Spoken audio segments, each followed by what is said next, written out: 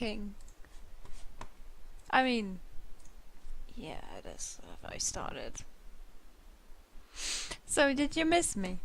No, right? Nobody does that. We'll just enjoy. So, to catch up on everything, how was your day? We will continue. So, maybe it's working. I don't know, maybe there was a patch missing, who knows. I re-downloaded everything and now it's working again. So, I don't know where we were the last time. I'm sorry. We talked to someone, I think. Look into the journal. There was... Okay. I don't have it in this game. There's a text thing normally that... who cares? Okay, did we talk to you? Iwaka blunts her teeth speaking to this claw. He does not care for us. Iwaka blunts it. Blah nigga. Guys, don't be that. Oh, so was safe. Safe was F5, right? Yes! Okay.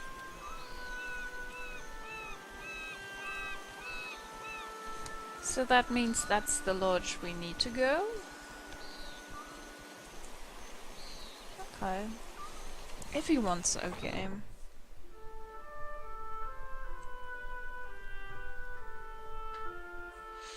More care. I'll go on ahead. I go on ahead.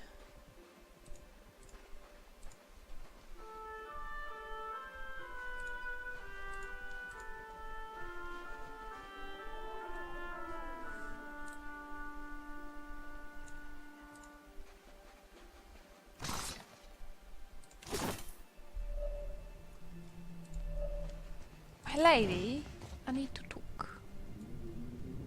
Oh, she's sleeping? What for do you skulk around in the dark? Do you not sleep?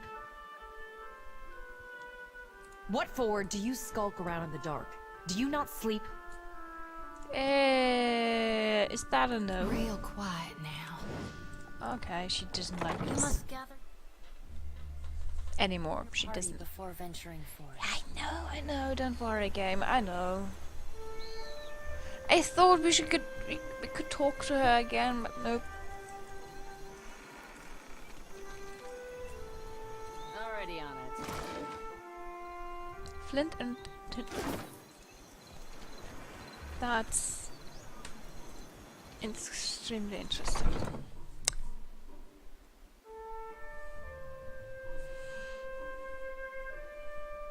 Storm Speaker Ikoa. So this is... And quiet. Why can't you see me? This is interesting. Not a problem. It's not a problem. Consider it done. Does she not see this? Not Whoa, Mataru clothing. Oil of allure. Okay, we're here for talking. Hello. It is late, outsider. Get some rest. But, You must gather your party before venturing. oh my goodness. Thank you so much. That was helpful, Chief. Clusters of coral dot the watery landscape with bright blooms of color. Our storm speakers protect us, still we are few after the storm. Be elsewhere.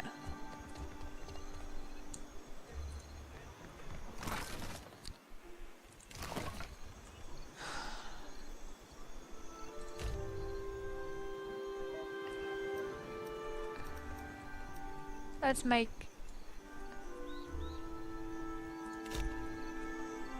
waiting. So she maybe wakes up, so that we maybe... Nothing will slip past me. can get You our must gather things your done. party before venturing forth. Are you still inside, please? No! Already on it. Let's just take everything, because that's my motto. Let's just take everything. You are joking. I'll say the captain is quite handsome. But sister, they are so small. Excuse me? Did you say I'm too small to have a relationship with you, or whatever you are? I forgot your name. Mataru. Hello, Mataru. Please sit any... oh! I didn't see that! What is this? It's an egg. You must gather your party before venturing. Eggs. Are you... you were gone as well. Real quiet now. It's too easy, guys. You can't do that. Not a problem. A book. True stories from the living lands. Only the hardiest of explorers would dare take the long, dangerous trek to the living lands. While there is no denying its beauty, the diversity of plant life alone is an herbologist's dream. The inherent risk in blithely trekking through the pristine hills is more than most should undertake. Let me take a moment to tell you about the land itself. Rolling hills, greenery and sun. The whole area feels like a succession of hills and valleys, each with its own ecosystem. While that declaration is a tad extreme, it can almost be said to be true. The combination of sun, geographical location, proximity to fresh water, valley depth, and the existence of hot springs had given the living lands a wide breadth of flora and fauna. Walk down a hillside to a valley and you will find lush, verdant hills. Climb the next rise and you might see nothing but rock and boiling mineral springs. And the creatures. In my travels I've seen it all in this place. This place never ceased to amaze me. Trolls. I will never forget my encounter with the trolls of the living lands. I had just narrowly avoided being consumed by a giant plant, more on that later, and was running as fast as I could get away from it. I broke the crest of the hill, and the valley below was wide, green, wet, and covered with low, thick-branched trees. Vines grew everywhere, between the trees, across the top of them, down to the ground. It is a mass of vine and green. Cautiously I worked my way down toward the basin, keeping my eye out for anything suspicious. And it's a good thing I did so. I noticed not all trees appeared to be trees. I froze, dropping to the ground in an effort to minimize my appearance. One of the trees moved, lumbering slowly away from the cluster. It's then that I realized it was a troll. Stepping out from among the group of trees it had been resting against. With a few more steps I would have walked right into their home. The camouflage these trolls exhibit far exceed any I had ever seen before. I hope to return again in the future and observe them more. Insects. While I have never seen them, I have read reports of giant insects in the living lands. Centipedes, flies, mosquitoes and hornets, all 10 times the size you would see them elsewhere. Imagine making camp. You've just gotten everything set up. There's a nice fire going next to your shoulder. Something is gently simmering in the cooking pot. You sit down, finally feeling like you can relax after a trying day. You feel a tingling at your feet. Instant, insistent and prolonged. Reaching down to brush whatever it is away, your hand comes in contact with something hard, long and flexible, winding its way around your boot. You look down, see a centipede the size of your arm casually making its way over your feet toward the far side of your camp. You would get out of that camp, wouldn't you? That's exactly what my friend did when he realized he had started his fire over a centipede nest. Plans. And lest we forget, do not let your guard down around the plants. I had Yes. I had discovered a wonderful collection of giant flowers. They were bright pink and grew in a circle around the center of the stalk. What an aroma! I lacked the words to describe how delectable it was. Sweet, fruity, light with just a hint of something tangy. Looking close, I saw some berries growing on the stalk in the center of the flowers. Well, I just had to have them. So I started pushing my way through the flowers. Then the vines growing around the base of the plant began to twitch, and the blooms turned toward me. It was at that moment I saw the blooms weren't actually flowered. Flowers, but hinged jaws. I've been fooled by its camouflage. I quickly retreated, pushing my way back out just in time. The blooms slammed shut. If I had still been standing there, trying in vain to reach the berries, I wouldn't be writing this book today. Excuse me.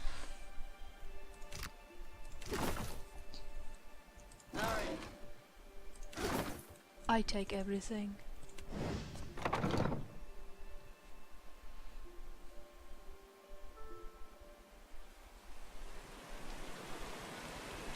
Oh my goodness, please, it's raining. Why is it raining? May Amira's winds blow sweet.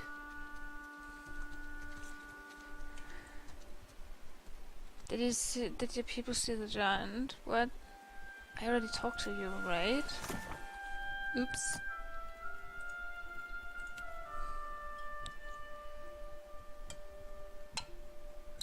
I still need to search.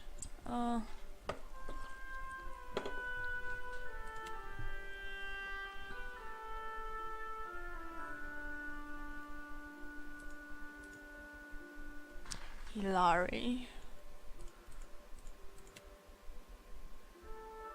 Dig side.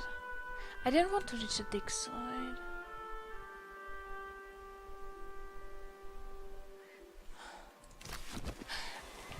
Okay, maybe, just maybe.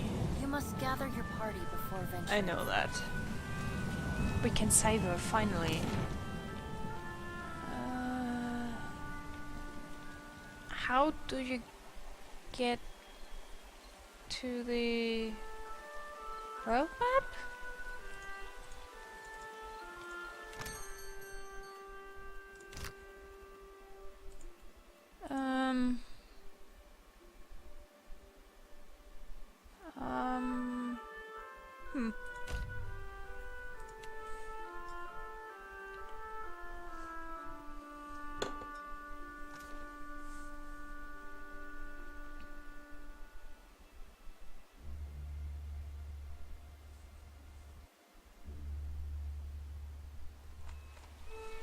I didn't loot them? I'm pretty sure I did.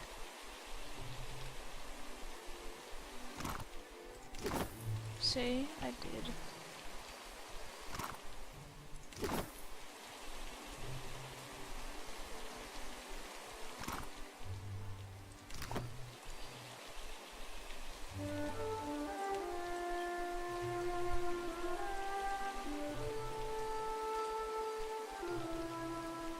Either the former inhabitants or looters have taken most of the home's content. A few scraps of detritus float upon the dark water. You must gather your party before venturing forth.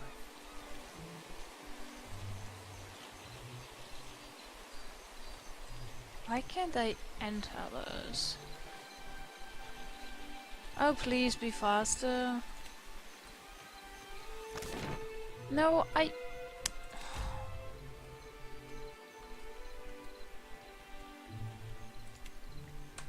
you. Thank you so much. This game.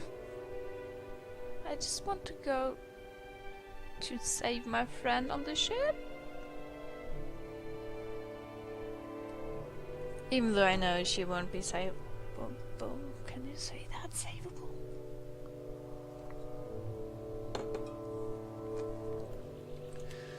Okay, yeah. I'm thinking.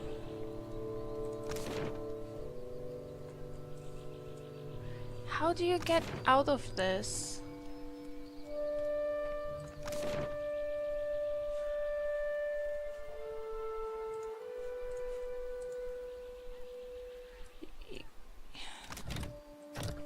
damn it! I want to go!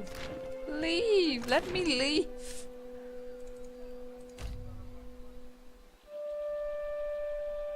Oh, leave town! There's a button. Shit. Yeah. Would be nice if we would be able to read anything. You have to forgive me, it's the time.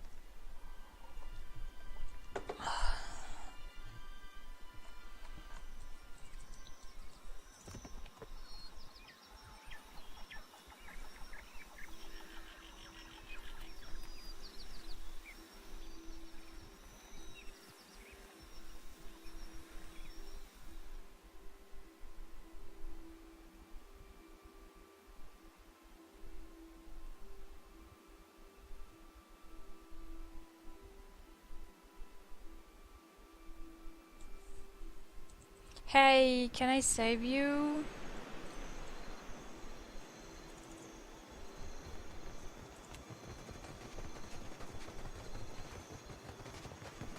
What? What is it? Quit eyeballing me. I'm sorry, Beedle. I ought to have gone in after you. What for? You jealous of my limp? You... God damn it. Guys. Don't feel bad.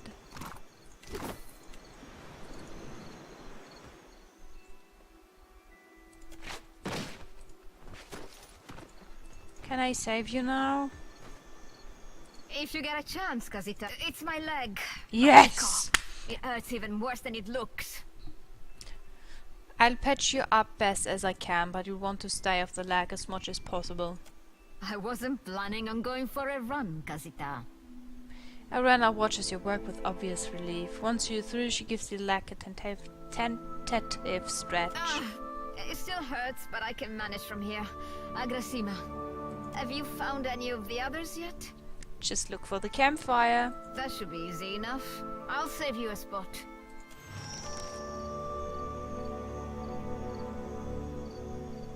Nice.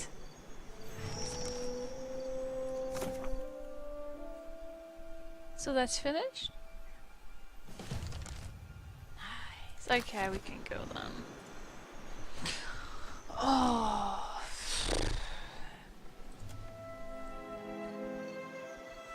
Hello, my friends. Can we talk a bit about our future? The Yodel said you had to bail him out of trouble. Diverus? Was he crying? You can tell me. Oh, Irena's in good order. damned barrel.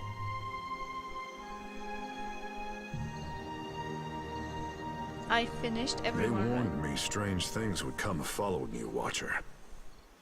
What a mess. We'll be needing help getting the Defiant off the ground. Agrasima, Casita, for taking me on. Oh, I totally forgot you! I forgot I bailed him out. That is Any luck, Captain? interesting. So that means I can finally leave for sure. You must gather your party. Oh my goodness, please, lady.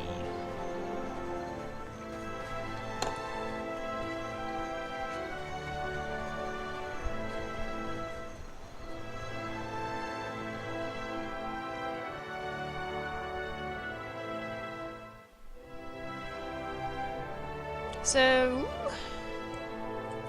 we still have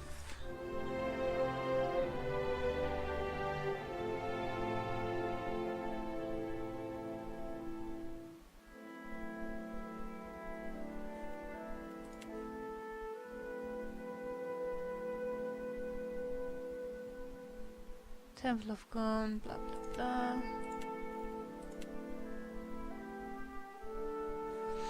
Then we will just go on and look for, well, something else.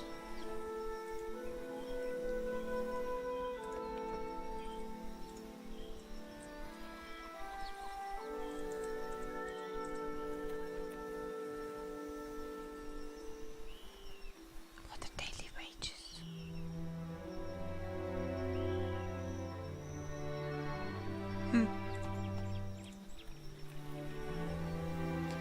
Fujiwara Woods. An old battleground. Thick woodland spread to the east of Port Mai, slowing your travel. Birds flitter above you and insects drone incessantly. The path eventually gives way to a game trail, then to no path at all. You find a curiously marked tree, the bark gouged away in a pattern. The striations seem to run upward, from right to left, just shy of vertical. Examine the markings.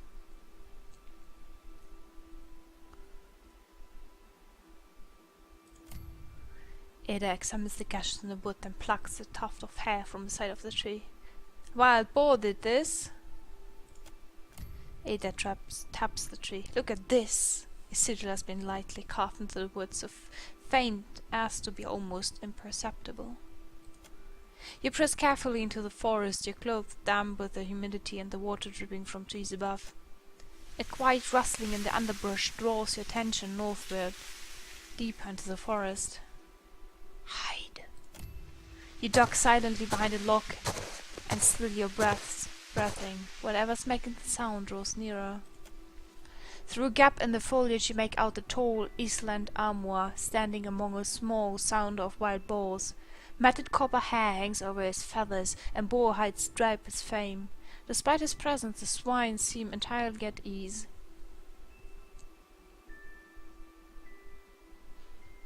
Greetings! The man stands abruptly, spinning on you, his staff raised as if ready to strike. Ekera! Then who are you? For what are you here? The Huana language thickens its accent. Did we do the right thing? I don't know.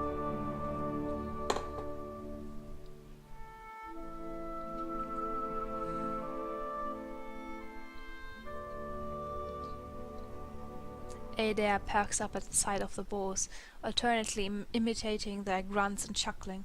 Only a length in what appears to be heel-dragging afterthought does his attention at last turn to the strange man in the midst. Dirt darkens the folds of the man's skin. His lips curl over jagged teeth. He waves the stick at you. No, never talk. Just go. Leave this forest. Go leave these islands. Go return from where you've been. His Adiran is halting, the language thick in his mouth.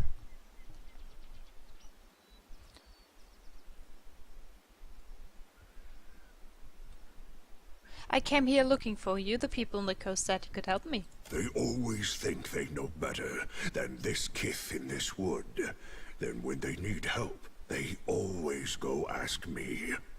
Xoti's eyes narrow, dark lashes fusing. You go. Speak quickly then. Your words disturb this place.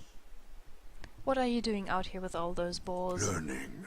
The boar teach much about survival if one listens, if one watches. So sing. So say those who know. Those who know? Who would that be? This question helps neither of us, I say. Religion. Well, it sounds like you're speaking of Galawain. Always you foreign sorts speak of your changing god. I say you know nothing of change, and less of the hunt.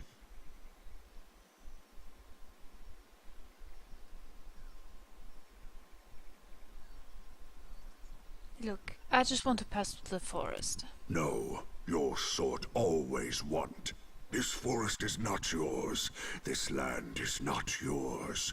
Go, leave. I'm hunting a god. If I fail, your island will not be spared with wrath.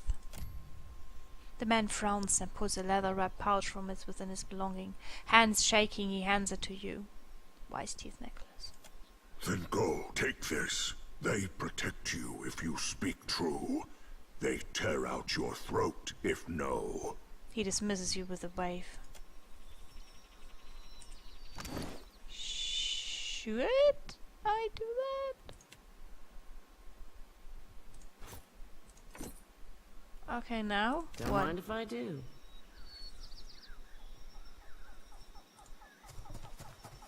Always wanting more. I've given you what you asked for. You go now. Quick and quiet. I go now.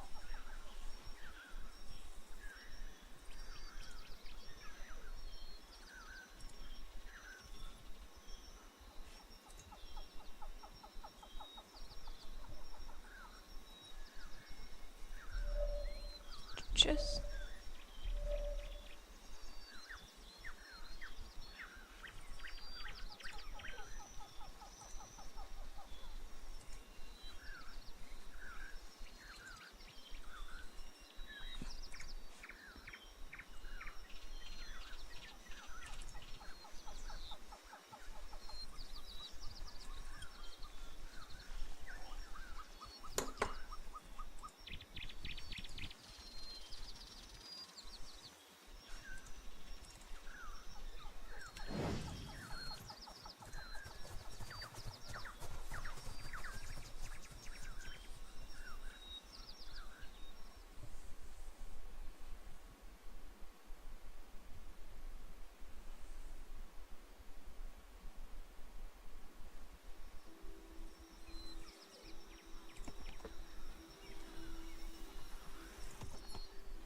you find a field strewn with ancient corpses.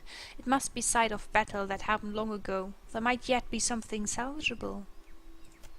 You take some time to explore the battlefield and find some armor that's still in remarkable good condition. Searching and find nothing.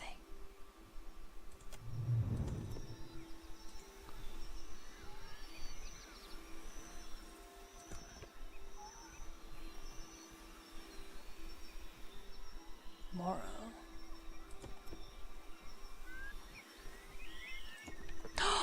Oh, his footsteps are so cute. You gotta love that.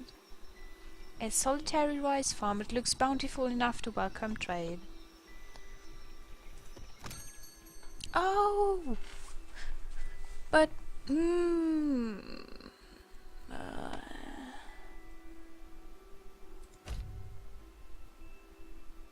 I don't really want that much. Give me 5. Give me 2. Give me 5. I don't even know what they do. Thank you. See you.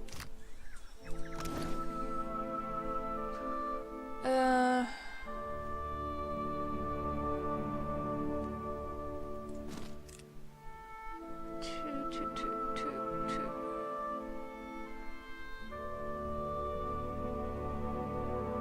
Unfit for melee. Okay, unfit for melee.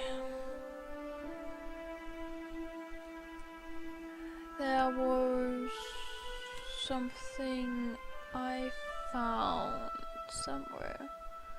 What is this one? It's the exact same. How does that look?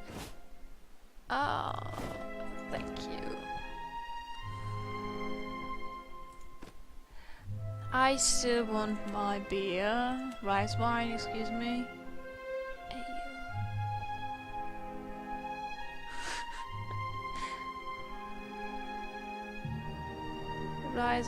Rise.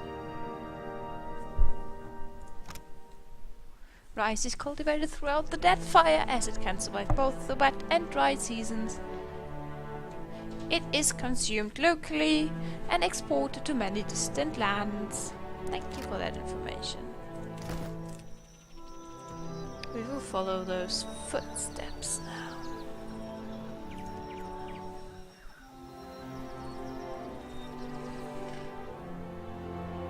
The trail before you seems thoroughly disturbed by erratic tracks. The sparse plants to be immediate sides of the path roughly mangled. A struggle may have occurred here. Search. You do. Ada makes sense of the case with a moment. No blood spatter suggests it was not a fight, and your compatriot easily identifies the clawed prints of Xorops. The tracks seem recent. A dry rope vine has been taut across the path and inexpertly covered in dirt. Beyond, a group of robbed figures cringe and cower at the nearby river's bend. Each is frozen in place, ashen and grey like statue crafted of sword. Disarm. It is me! Though the trap seems simple, you take care as you disarm it and collected component parts.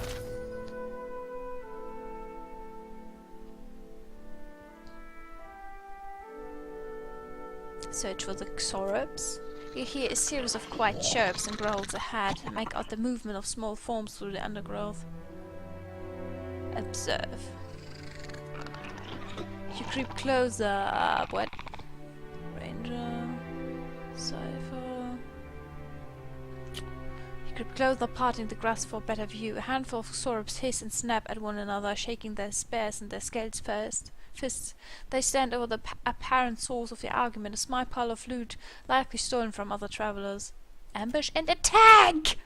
You creep forward, drawing your weapon. I love Xorops because they're so cute. Like little dinosaurs. Lantern. But I also like to attack. Not a problem. Yes, you are.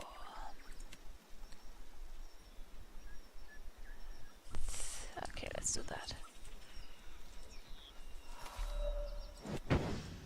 You should have attacked, boy.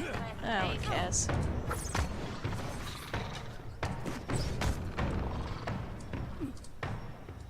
I'll light the darkness.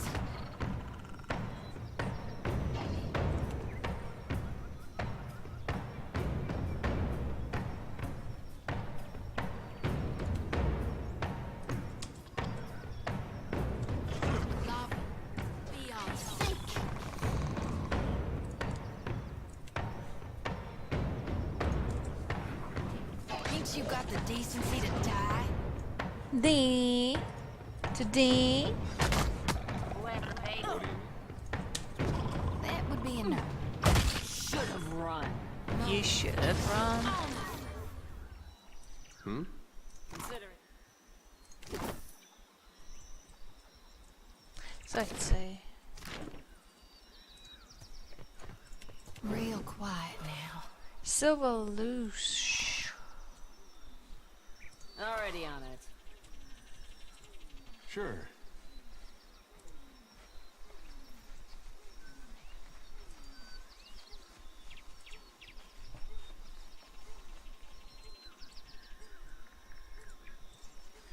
So there's nothing else again. Nope.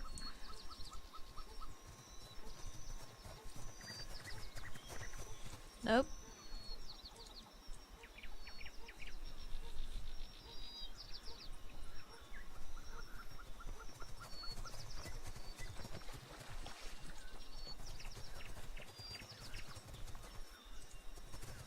Nope. You must gather your party before Thank you for that advice.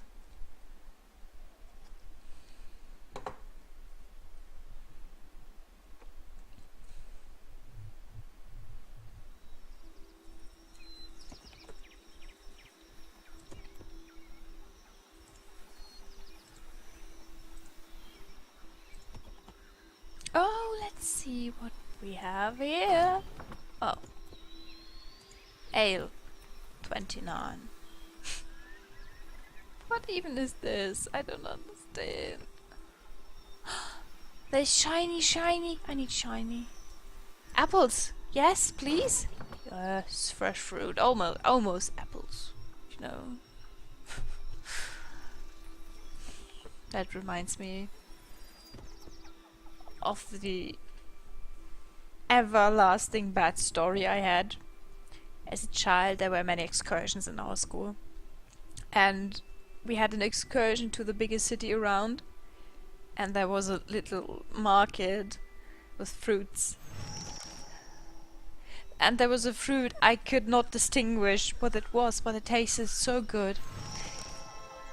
It took me around 5 years to realize what it was. Or maybe even 10.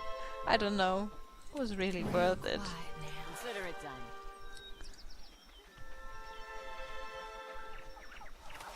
But hey, in the end I found out it was a khaki. Watch your weight. Xoti bends double, hands resting briefly on her knees before she wipes sweat from her brow. Huffing to catch her breath, she glances up to you with a bright smile. If you'll spare me a minute, I'd like to perform a last rite for these poorly departed souls. She reaches for the lantern on her hip. Please, Watcher. Without my guidance, they might have a hard time finding the light. What happens if they can't find the light? They'll be lost, never making it to hell and back. Or they'll wander and eventually find their way, lifetimes after they should have. Her jaw takes on a determined set and she straightens, ready to work. That's supposing they ain't a follower of Aethys. What do you reckon happens to them folks in hell when the god of rebirth is deader than a doornail? These people had their souls sucked up by Eothas. Their corpses are just empty husks. That why they're so ashy? Exactly. What is this? Intellect. Eothas caused the biowack when he passed through. So it's not just symbolism in my dreams. I saw my god walking through storms. Didn't know he created them. While I do thank you for shielding my pride, Watcher, I figure it's better to be safe than sorry. So if you don't mind, I'll just do a calling, real quick. I allow it. Mighty kind of you. She grins happily. With 2 intense strides forward, she unsheathes her sickle and lantern, fluidly swinging each in her series of well-practiced movements. Chanting, whirling, weapon slicing in the air, Xoti's voice lilts and falls in an invocation, a summons to any departed lingering in the area. This here's a final call for all souls. Last stop for the lost. Gather round now, I'll cut you loose and haul you into the light. Swinging the lantern faster and faster, Xoti plants her tights wide and then thrusts her arms up high over her head. The lantern rattles in her grip and the light from within flares, blinkingly bright. In the silence of your held breath, it almost seems like a soul should sift out from within of one of the corpses, quivering in the air before siphoning into the lantern's fading brilliance. But the ashen bodies are bereft of souls, so in the end Xoti's light fades without acquiring anything. It's my honored duty to reap and shepherd departed souls during their journey to being reborn. With Aethys dead, me and the other Reapers gotta gather as many souls as we can. We'll keep them safe until Gon returns to Hell and can take them into his divine embrace. What do you mean? I'm keeping lost souls. And here. She taps the metal frame of the lantern. And that's all I care to say for now. Let's go. She nods before setting off. Thank you for that conversation. Already on it.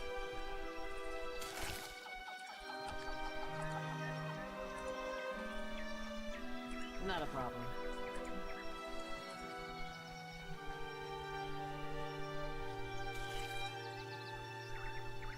Consider it done.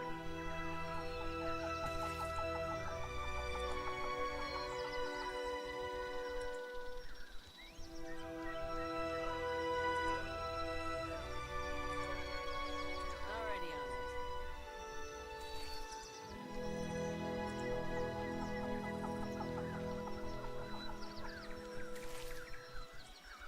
Do I want to see the statue? The last statue I knew tried to eat me. Or better to say, tried to eat my soul. And kind of succeeded.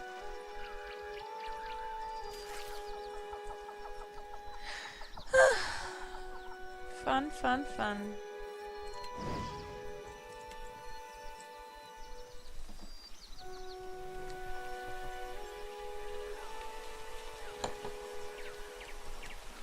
Don't run! Silver... What even... Okay, what is this? Silver...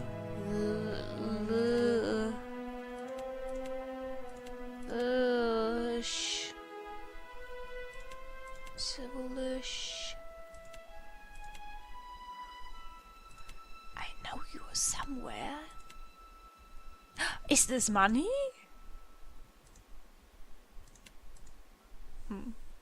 Maybe it's money. Oh, please.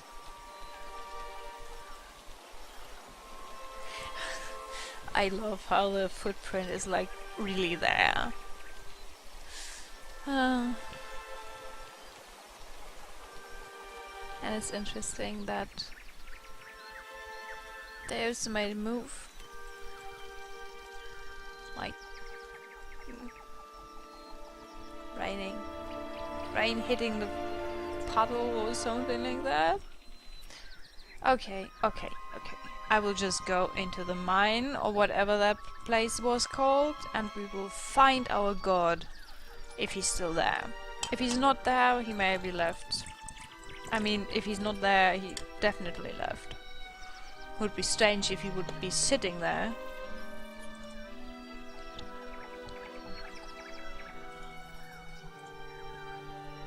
Right? Consider it done. Hot. I have a bad feeling. This is not good. Not a problem. Wait. No.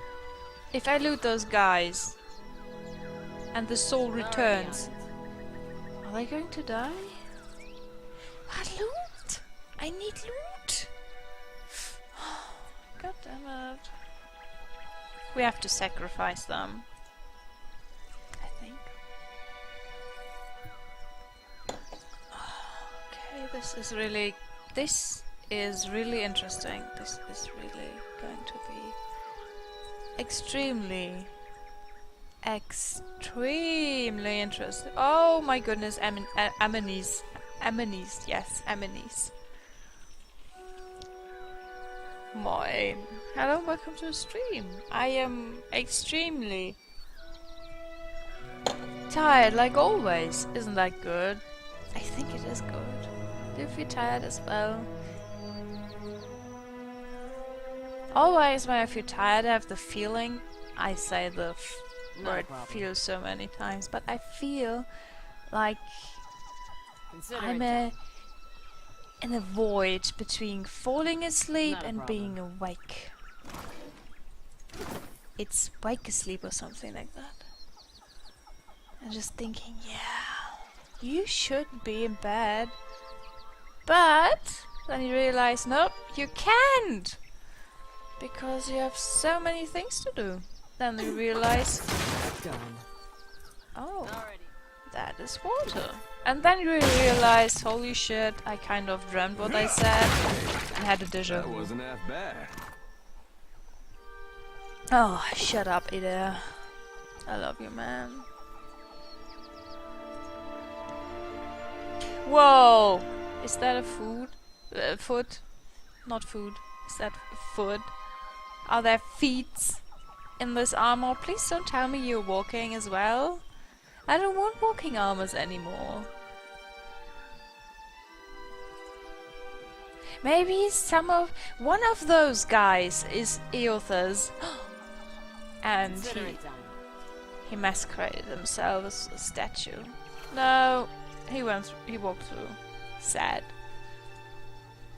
But a good theory. Maybe. I don't know. Why can't you walk there?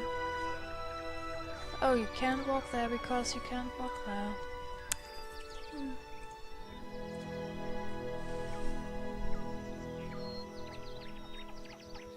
I think soul is the money. Yeah, it is definitely the money. Excuse me. So, something to rob inside this place? Because this is my mission. I'm going to rob everyone! Not really. Is someone alive? Please. Hello? I know you can't hear me, but hello. Oh, I see loot. Nice. Trouble?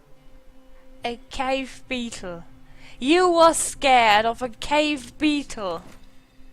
Oh my goodness.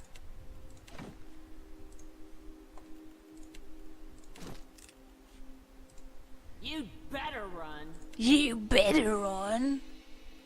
I love this voice. It's the best. Okay, let's see.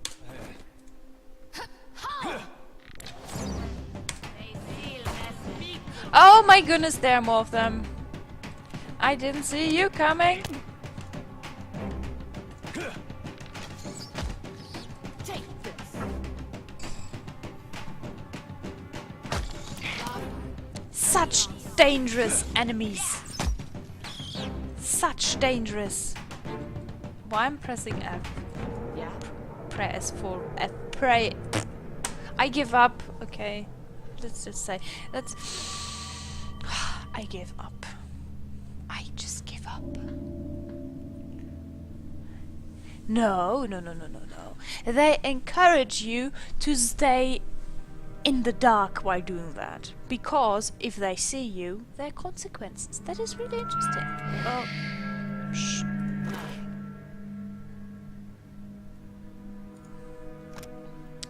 One of the workers dug up this old Ardra medallion in sub-levels yesterday. I doubt Uderisi would be interested in it. And besides, it looks like it's worth something. Might be nice to surprise the crew with a bonus.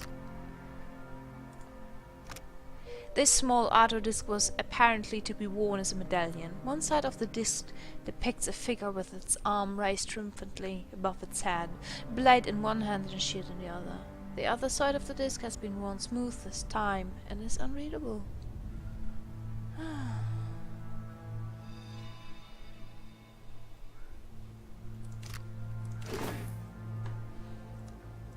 Consider it done. 1 second. I need to answer to that.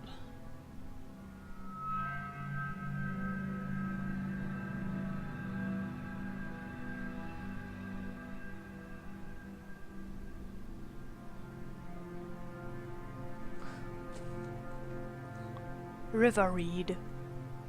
Spires Bond. I enjoy that. This is one of the best things in Pillars of Eternity. Like robbing everyone. It's just the best. Not that I would do that in real life, to be honest. It is something I only do in games.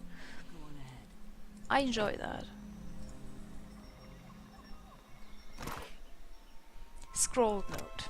Ferris, take this coin out to Huana village and see if you can round up anyone willing to do weeks digging for pay. Try the low case type first, the Ruparu.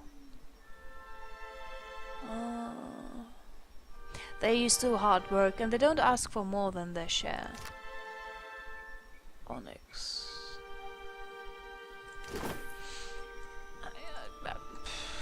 I'm robbing them. Yeah. Whoever was in here left in the middle of drinking their tea.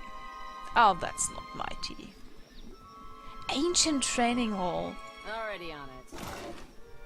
Lockpicks! Yes!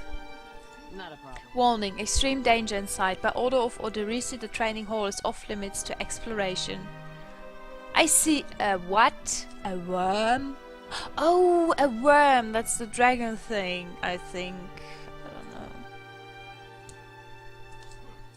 Oh, wait.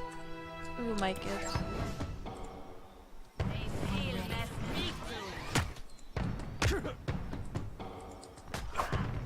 Oh my goodness, guys, please, I didn't meant to do that. Don't kill me. Son of a cur! Oh, please don't say that. Such bad words. Oh my goodness, where's my song count? Dragons?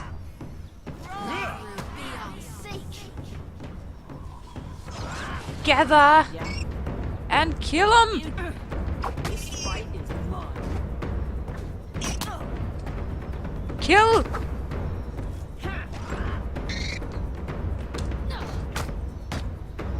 Kill! It's a dead worm. Done. Thank you very much. Okay, we did that. Hey.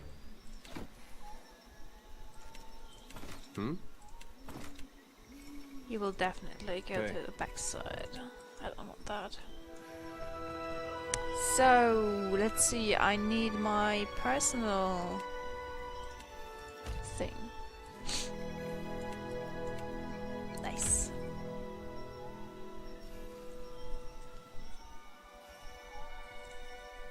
Let's see if we can find something. Anything is okay. Nothing will slip past me.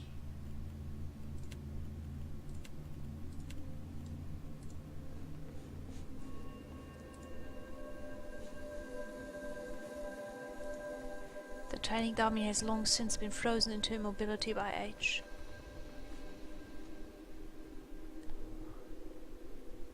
Skeletal warrior. You'd better run. You better run!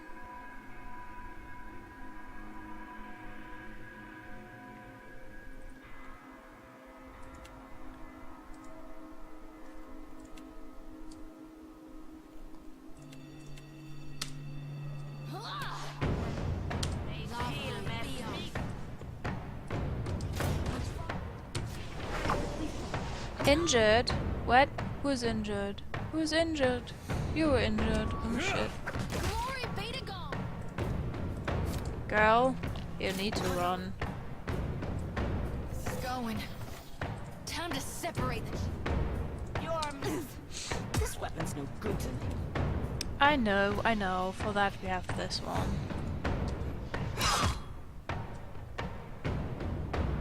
Oh no!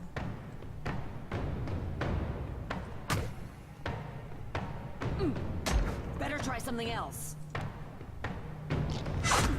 Could you sing a bit faster? Be on seek. Oh come on, sing faster. Lavru, be on seek. Better try something else.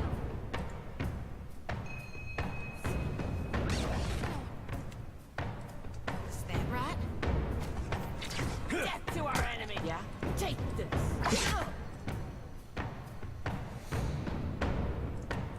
Oh my goodness.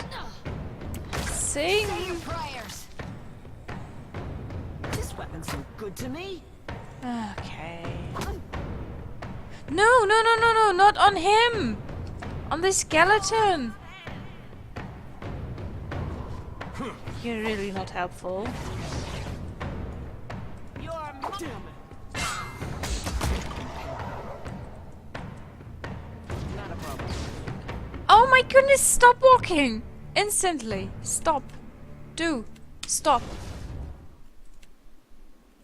Keep it down.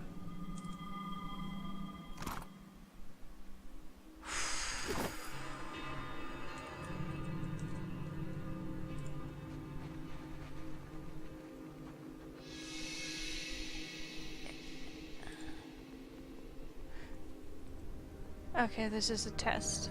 Hey there. Yeah? Is this a trap? Yours. It is. So you can see them. Totally different thing than before. Some shut-eye about now. Yeah. Would be much easier if you would detect them.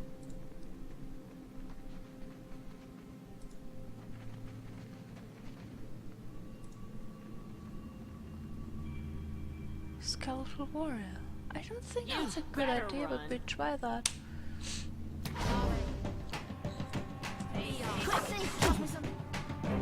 Oh my goodness, he's strong. There are two of them. There are two of them. This weapon's no good.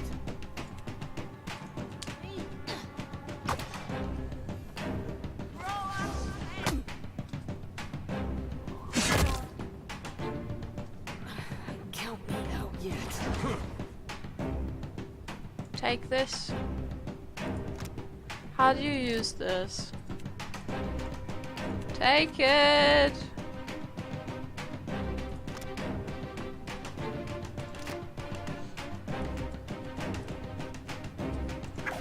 Can't let me I really don't want to die, but I did. That is fun.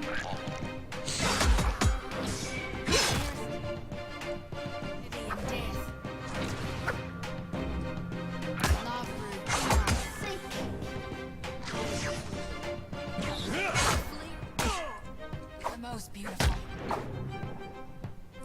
Yeah, I should not do that.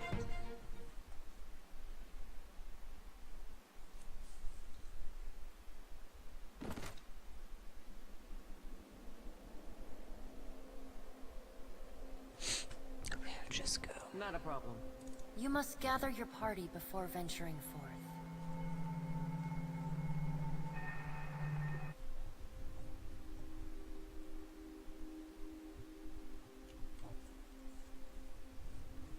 Nothing will slip past me. Consider it done.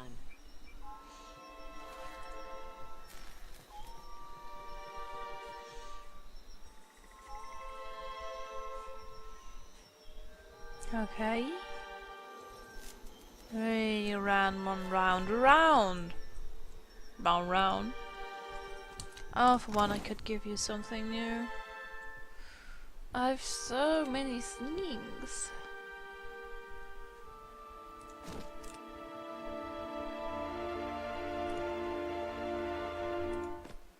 You want the dagger?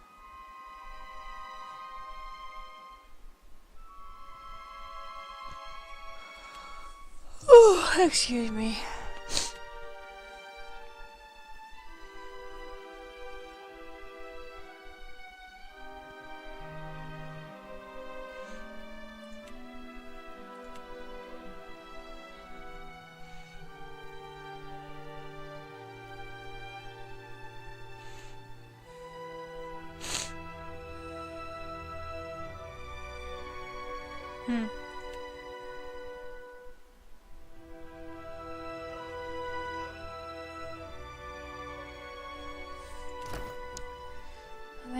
is not going to work. Yeah. A young panther. He looks very young.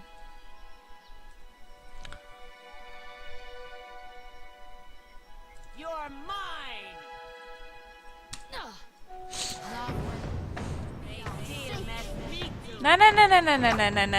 Ladies. We don't want that.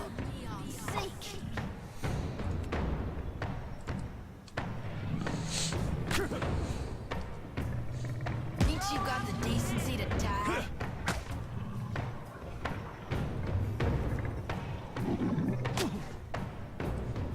Oh, they're so cute and so tiny and holy shit.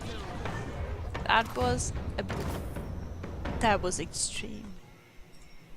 The generator occasionally vibrates violently and you can faintly hear the sound of metal grinding on metal from somewhere inside the machinery.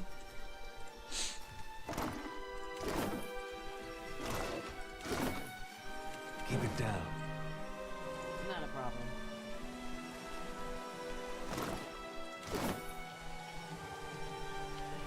This is a gunpowder barrel.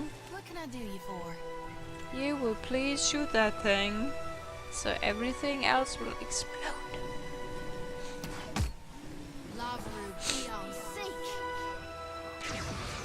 No! Why you do that? Just normally attack normal, please. Thank you.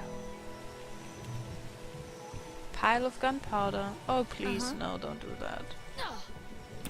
Reap what I sow. Consider it done. Thank you. Whatever you... I didn't want to destroy it, I want to light it. Already on. You'd better run. Look there.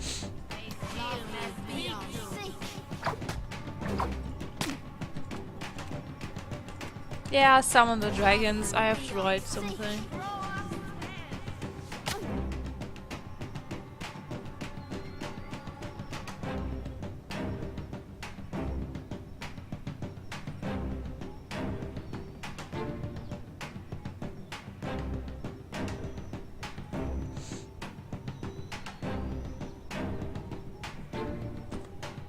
Let's see. I reap what I sow.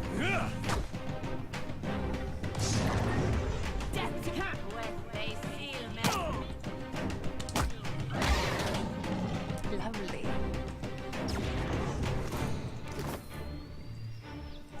Keeping an eye out. Not a problem. Arena sub-level. I don't know if I want to go there.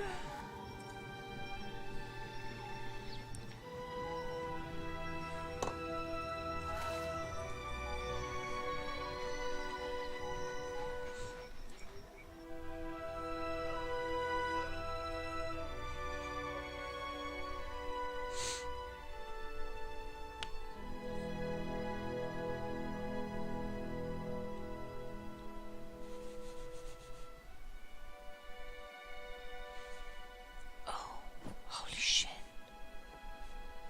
That looks awesome. Consider No it joke. Let all champions pay homage to Xandros, for without him there would be no glory. No. The copper ball is tarnished to a dull blue-green. Grime and dust coat the surface in a thin film. On the bottom of the bowl is a shallow circular depression. You recognize the offering bowl and an artifact found in many Angwithan runes. It would have been intended for use only by Angwithans who held high rank or had made some great achievement. Excuse me, my nose is going to be a shithead. Ah, my language today, I'm so sorry. In an arena such as this, a champion might fulfill that role.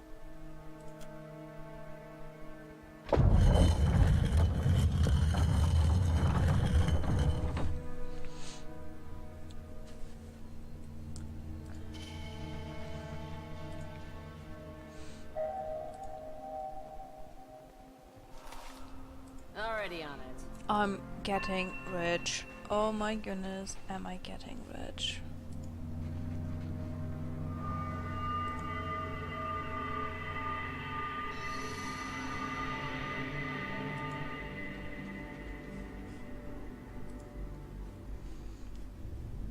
Wait a second.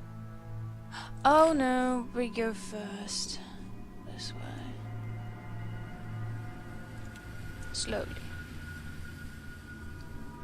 Because I have a bad feeling. And bad feelings are always the best feelings. Oh my goodness, what the heck is that?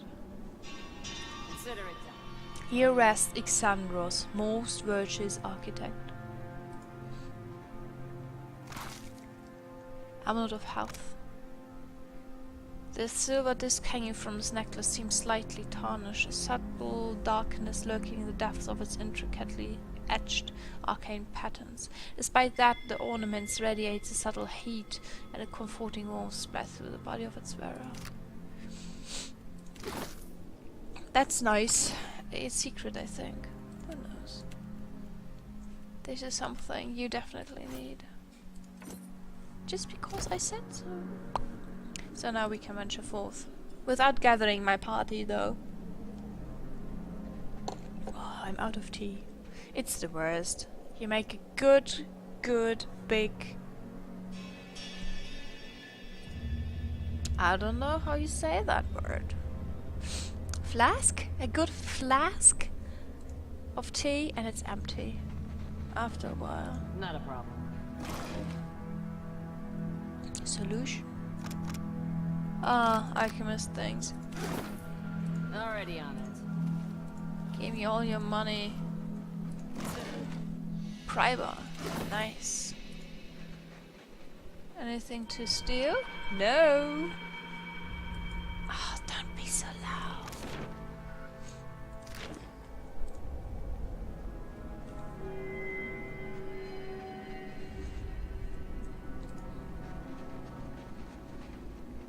Hello? Oh my goodness. Not a problem. Part of the statue near the leg has been forcibly removed. Praise to bold-hearted Avarice, master of the blade. In memory of Sama, beloved sister, I gifted this statue. All that remains of this inscription is Raka the Fortunate, the stone round swan smooth.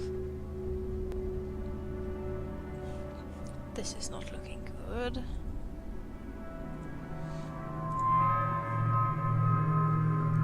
The music screams at me and says, "Turn around!" Oh. Hello. I see nothing.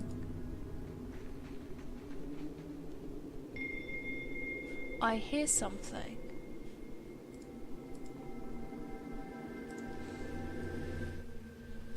These ornate bronze fixtures appear to be braziers. Soot lines the interior of the metallic petals, and you spy fresh coal beneath a filigree grating. Someone lit these recently. Had you the means, you might do the same. With torch.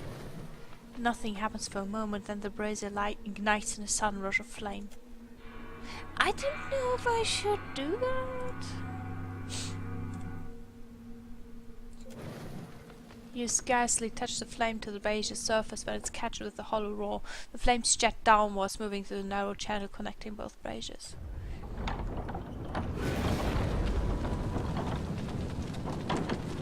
See? Best idea ever. I'll try not to get roasted.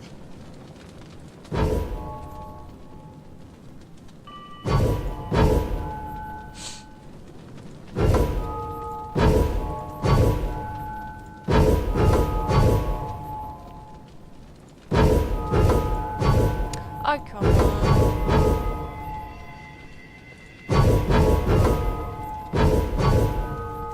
Okay, maybe I should do whatever. Only the bold, the reckless, and the fortunate shall pass safely with them. Bold, reckless, fortunate. How should I know? It's this one.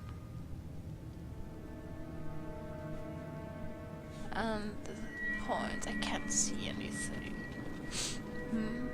This is this one.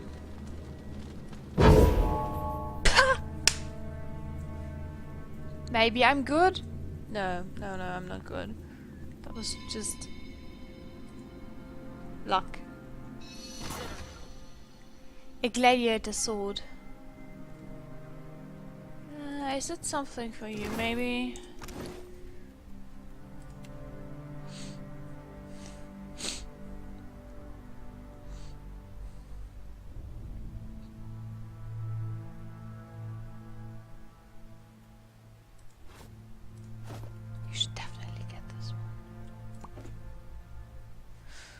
Okay, problem solved.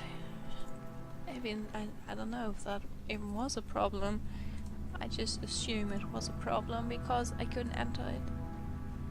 I love those dungeons so much. Oh, that looks like arena. I see the kegs. I hate kegs. Okay, please. I knew it. Holy shit. An imp. Have we ever fought an imp before? Have I ever fought an imp before? Okay, let's try that. Oh my goodness, there are many imps. Not a good idea. Don't think.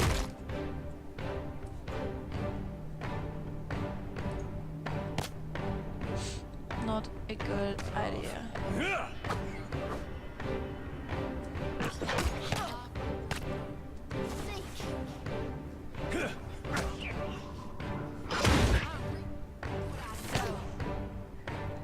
Guys, you should attack. This fight is next.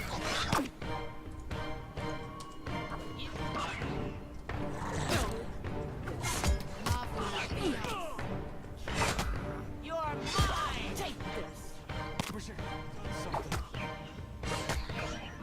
You'd better run. They're so cute, those tiny little ones.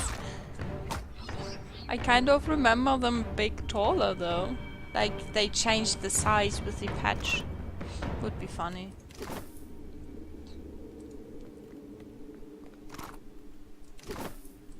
Keep it down. I do. Yeah, they are, I do. I'm on it.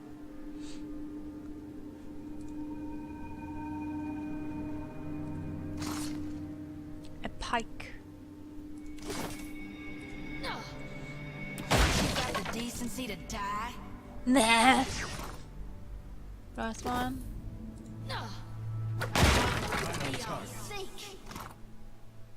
Salt.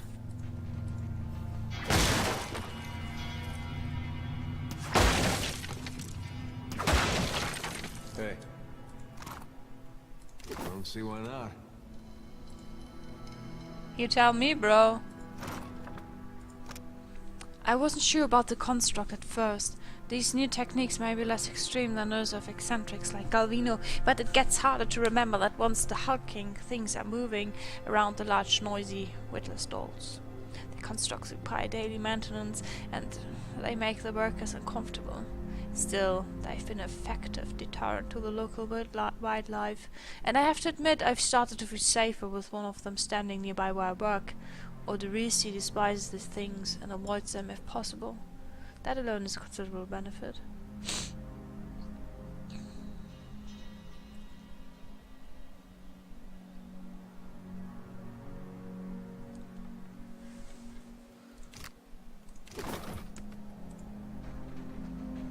Would you look at that?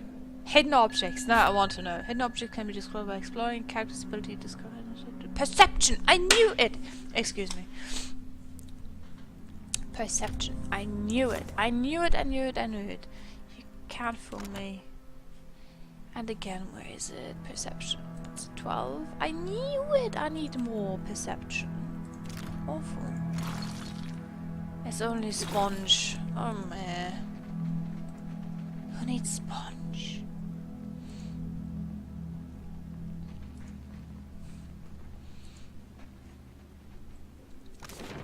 Okay, I'm in the middle again. Wait. Oh, a will-o-wisp. This is not good.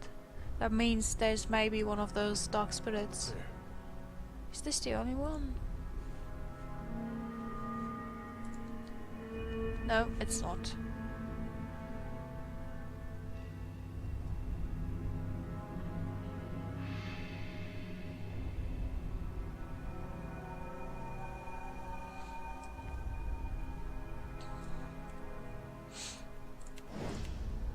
Death to our enemy! Leave it to me. Spalling, whatever that is. My best here. Lava will be on Death to our enemy!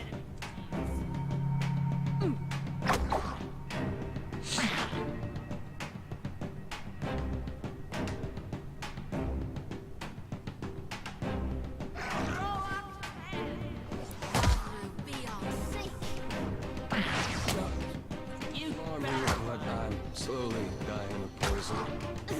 You're not.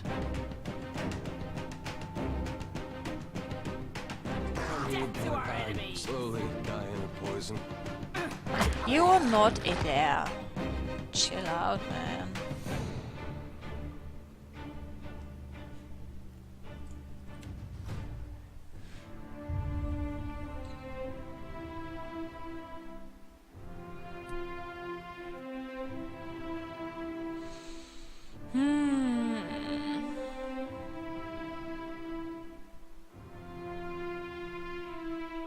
I don't really need a car now. I want my mechanic. I need my mechanic.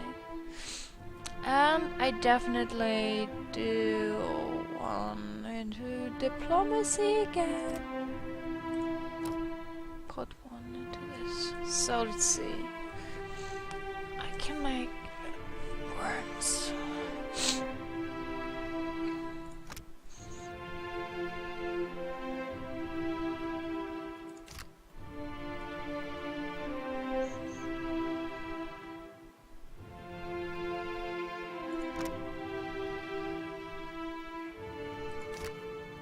I like this one.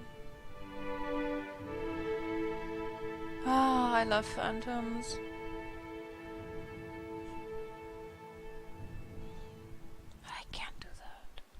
maybe I can. No, no, no, no, no, no, no.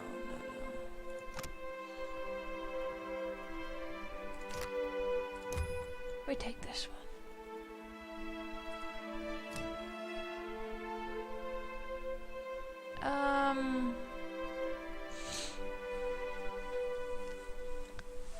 I desire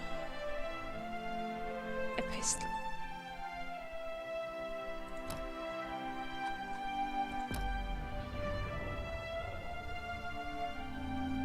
Ready when you are. Also, how you do that again?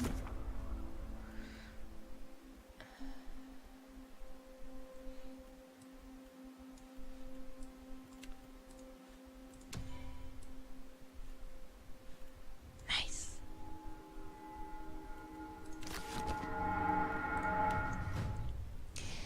Active skills.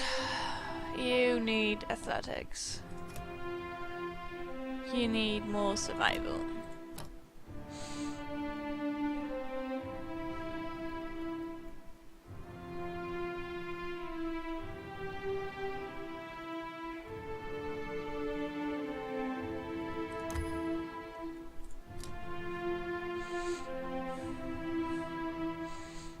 You need swords.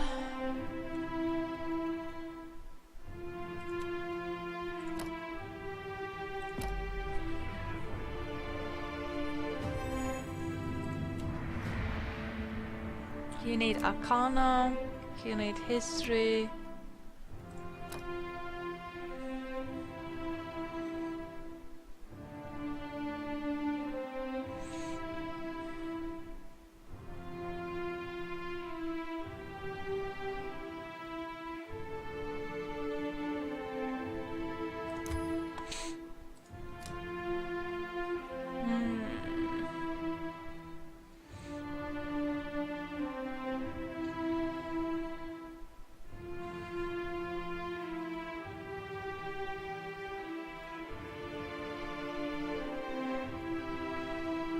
I give you the wand. Why not? Wands are phones.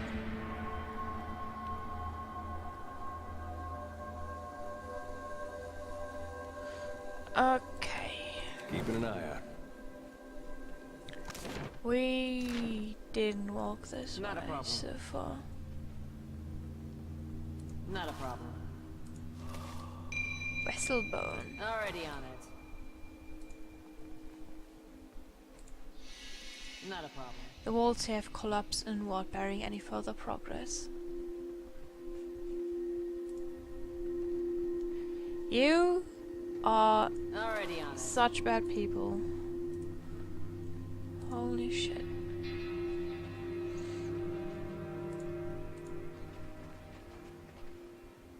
Consider it done.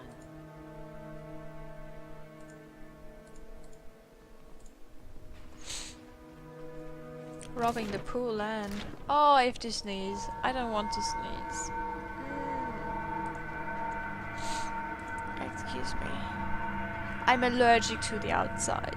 And I was outside, so it's starting to get to me. I have... I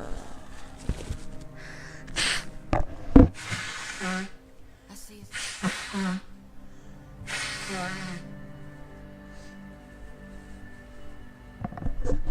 Sorry. Soul in the darkness. One ready for reaping.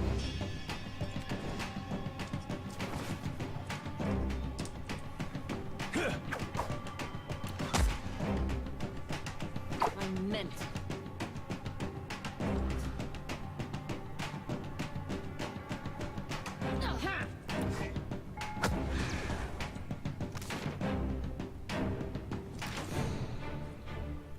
Real quiet now. Is that a human? It is. Or at least it was.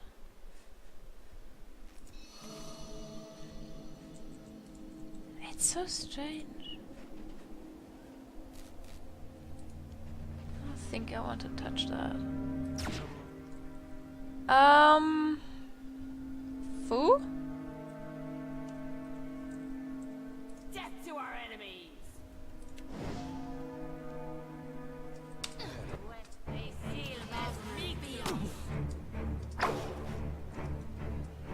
giving them a fair shot.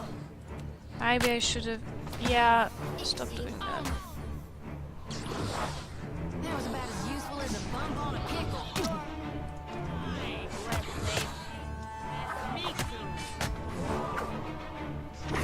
That is so cute. They're just the best. Let's take a look.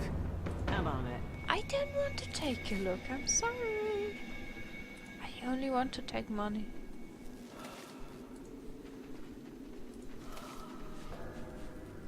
Where even is this thing going?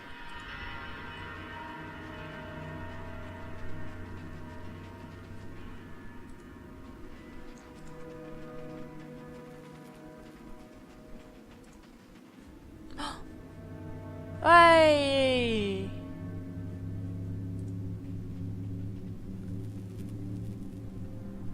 I don't think we should be here. Frozen mid-stride, the scream figure is turned toward the colossal pillar of Ardra that dominates the chamber. The ashen corpse's outstretched hand rests upon the crystal-dulled surface. Clutched tightly in the remnants of a fist is a bundle of papers, bound together by leather cord. Several more pages are scattered on the ground at your feet. This one's ashen. Means he ain't got no soul for me to tend to, right? You could try. As you pull the paper free, the ashen fingers grip them slowly away, gripping then slow away, disintegrating to a fine plume of dust. Standing here by the lone figure, you are struck with a feeling of dread.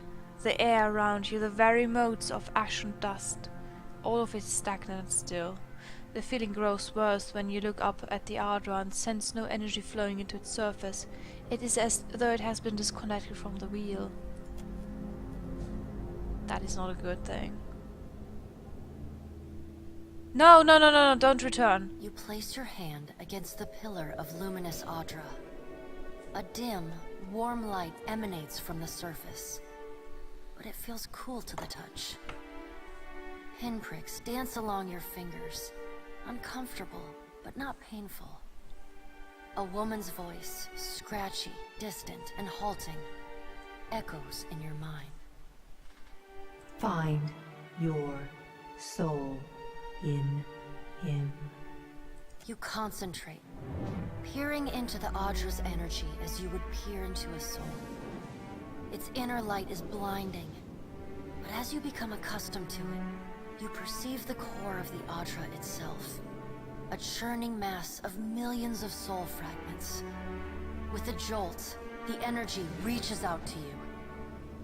The Angwithan ruin fragments around you, breaking into incoherent shapes and dissolving to dust, falling into an infinite well of dark gray vapor. Even the ground itself disintegrates into nothingness. All that remains is the murky expanse of the in-between. The Ardra pillar, and a skein of golden threads rooted in the pillar that extend far off into the distance. You focus on the threads. You catch glimpses of memories, your memories, mingled among the memories of thousands of other captive souls. The filaments begin to cohere, rapidly twining into a golden cord. With a muffled crack, the cord ripples outward in a violent wave toward the endless distance. The cord undulates over a space so vast that you lose sight of the wave before it finds its end. Then, a heavy creaking, like the sound of mountains shearing under their own weight, washes through the dull gloom of the in-between. A violent force yanks you along the cord at an incredible speed. The murk of the in-between warps erratically, as though you are observing it through an ill-ground lens. Just as quickly as you were pulled forward, you stop, suspended below a massive figure of ancient carved Ardra. Like all Ardra, it glimmers with energy, but the souls and memories within it are not flowing down. They churn in a vortex that burns at the heart of the statue's mass in some invisible engine. It is Aethys. The great golden cord terminates in his back. sending pulses of energy throughout his limbs as they move. He walks in long, slow strides toward a brilliant pillar of Audra far in the distance. It shines even more brightly in the in-between than Aethys. From within the teeming throng of souls, dozens of eyes look out to you. Through the cord, their collective anguish and despair push at the edge of your mind. Help us! Please! Help us! Their voices echo in your mind. Somewhere within their ranks, you can feel the presence of your own soul, slumbering deeper in the gyre. Aethys, stop. Aethys' stride slows and stops. His head slowly pivots, until its great burning eyes are cast back along the cord. As his gaze meets yours, you feel an overwhelming rush of incredible joy, mingled with profound sadness. You have sensed similar anguish in lost souls, but never with this intensity. A soothing voice drifts into your mind. It takes great bravery to venture through the in-between, even for a watcher. A swell of admiration radiates out from the god's heart, a force so intense that it momentarily overwhelms you. You do not need to follow me, for their sake or your own. Something beautiful is coming. Something that will save us all. A great light shines from Aethys' brow, so bright that even the souls within him flinch from the source, cowering in fear. Through the glare, you see Aethys' massive arm reach up to grasp the golden cord. The tether carrying energy from the Audra pillar to him, that also suspends your consciousness. What does that mean? The sun will yet rise, Watcher. You need only wait for its light to come. Aethys yanks on the golden cord, pulling it from his back. The cord tears into filaments that blacken and dissolve to dust.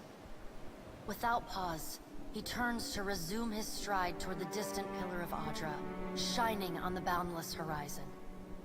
You hear the souls within him cry out for just a moment, before your consciousness is snapped away from them. The in-between goes dark. For a second, you feel a mix of nausea and a sensation like spinning and falling. Then the moment ends. Your consciousness has returned to the Angwithan arena. The world is sideways, the Audra pillar upside down. You flinch at the feeling that you're standing on the ceiling. The disorientation overwhelms you and you collapse to your knees next to the luminous Audra pillar. Previously dim and flickering, the pillar now glows with a strong and steady light. You touch the Audra again, but the chill and prickling sensations you felt before are gone, replaced with a comforting warmth, like the embers of a fire that has just lost its flame.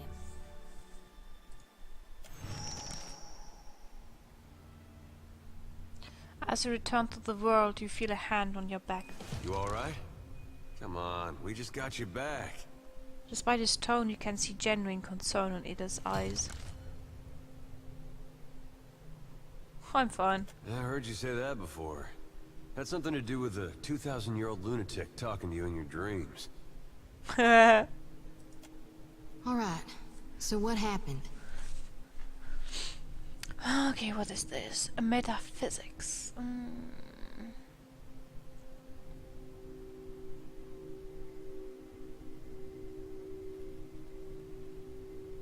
I saw Aethys and he saw me. Well, he... Really? I knew it. I mean, that's great, Watcher. Ain't it? Shorty can barely contain herself, jumping up and down as she stumbles over her words. What did Gon say? Is he gonna meet us? What do we do next? He charged you with a divine calling, didn't he? Just like he's done for me.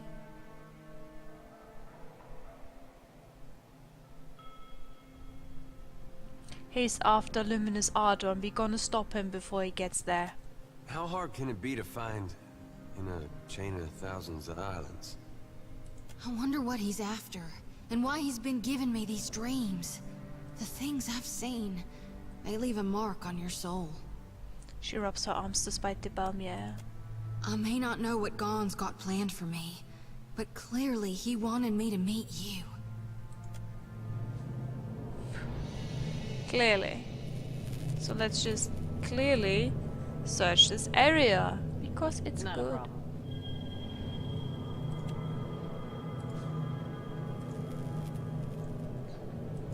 Nothing secret? Nothing secret? So then we move forward in this direction.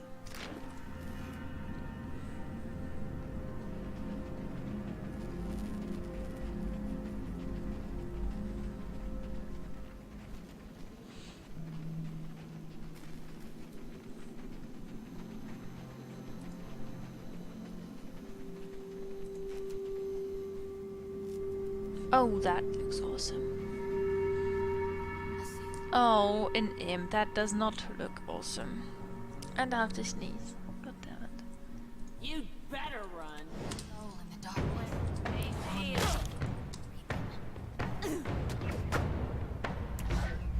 Mo, take the seat.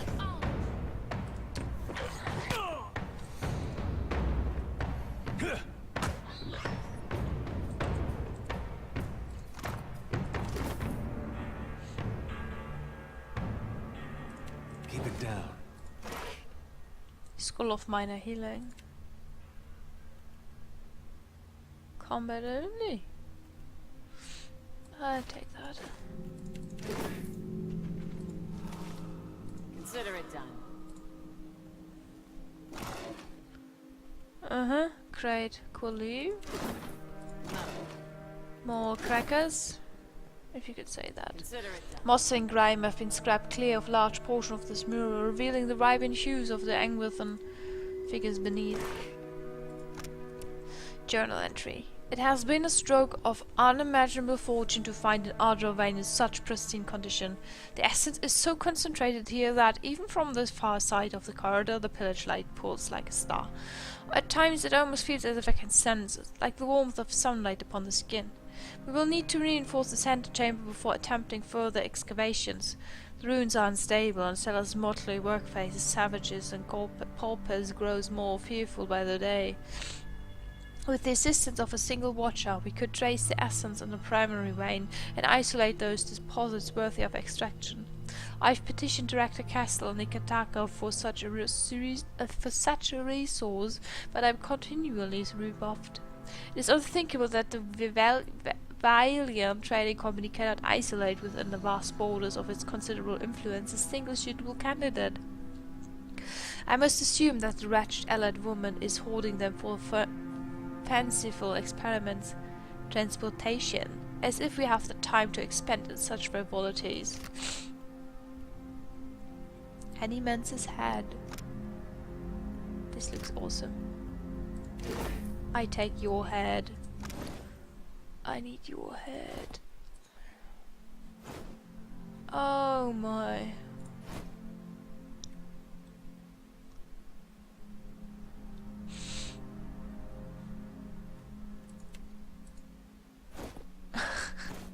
Maybe you? Oh, that is so good. It looks so good. Dora the Reckless defeated 7 beasts barehanded. Oh! There was the last one. Didn't see that. So, let's find some more will-o-wisp. And maybe I can finally beat those skeletons afterwards. There's still 2 places to go, I think.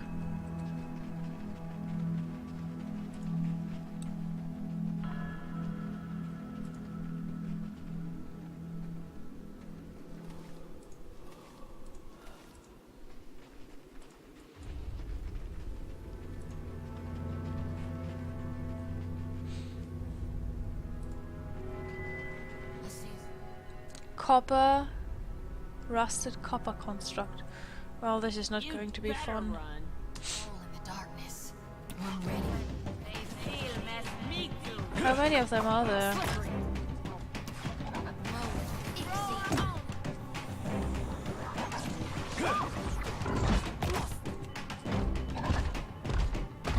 Death to our enemy! Yeah! I hear you. You'd better run. Don't light the darkness. Death to our enemy!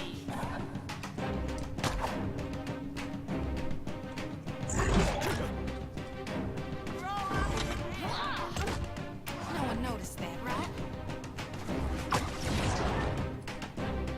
You're mine!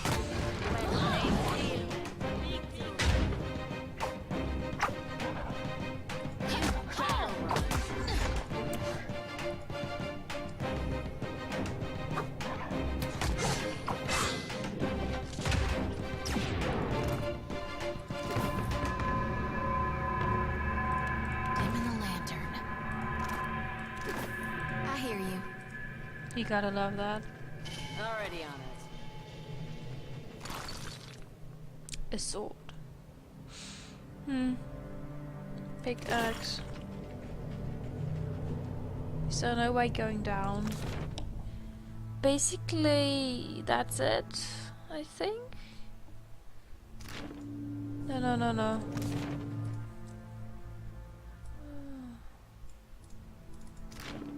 Let's just... No.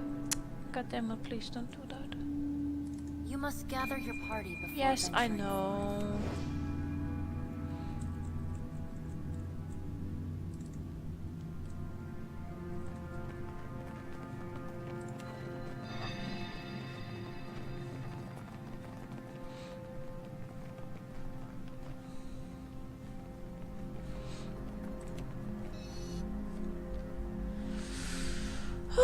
Okay, there's one area left and the place where the skeleton... As the souls move past you, some turn their heads in your direction, but most seem fixated below you on the Adra pillar beneath your feet. A few nod their heads in thanks or raise a hand to acknowledge you're present. What do you see that I can't, Watcher? Souls. Dozens of them. Maybe hundreds. They are going to the Adra pillar. All of them? Really? She strokes the cage of her lantern, appearing lost in thought. A small group of souls has started to cluster around you. One of them is standing a bit closer than the others, and gestures for attention. Watcher, we'd like to come with you. Of course, I'll protect you. You have our thanks. We appreciate that you showed us the way to the Adra. But what if it goes dark, before we reach the Beyond? The other souls around are not in agreement. Can I harvest the souls now? Yes, of course. Thank you for aiding my mission, Watcher. I just knew you'd help me if I followed you. Shorty glides her hands in series of motions that resemble a martial art or intricate dance. As she slides a circle around the area, she begins swinging her lantern faster and farther from her body until a firmer light flares from inside. The law is answered and several souls change course, drifting past the lantern's cage to disappear. Thank you, Watcher. No prob, bro.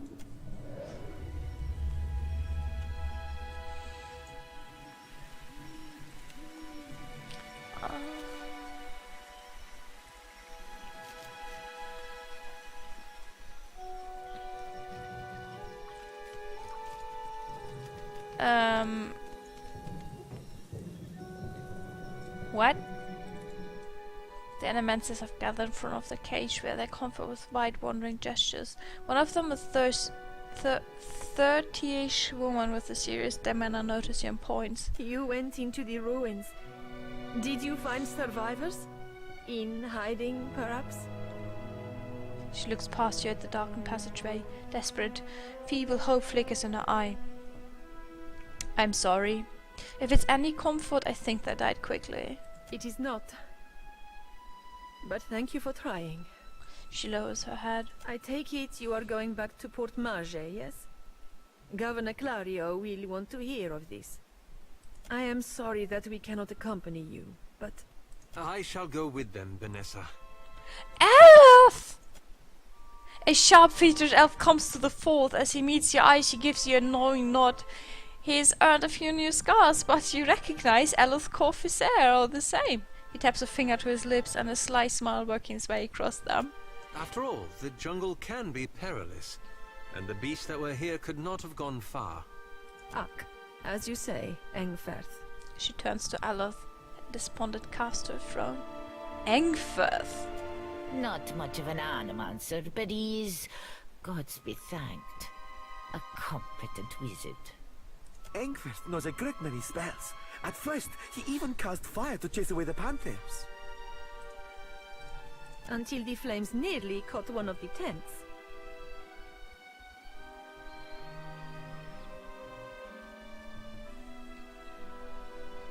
You're making a really great case for Engferth. Outside of this cage, his skills would be a boon. Engferth would make a capable guide, as long as he is willing to go. She quickly looks to Eloth. He nods. I would be happy to assist.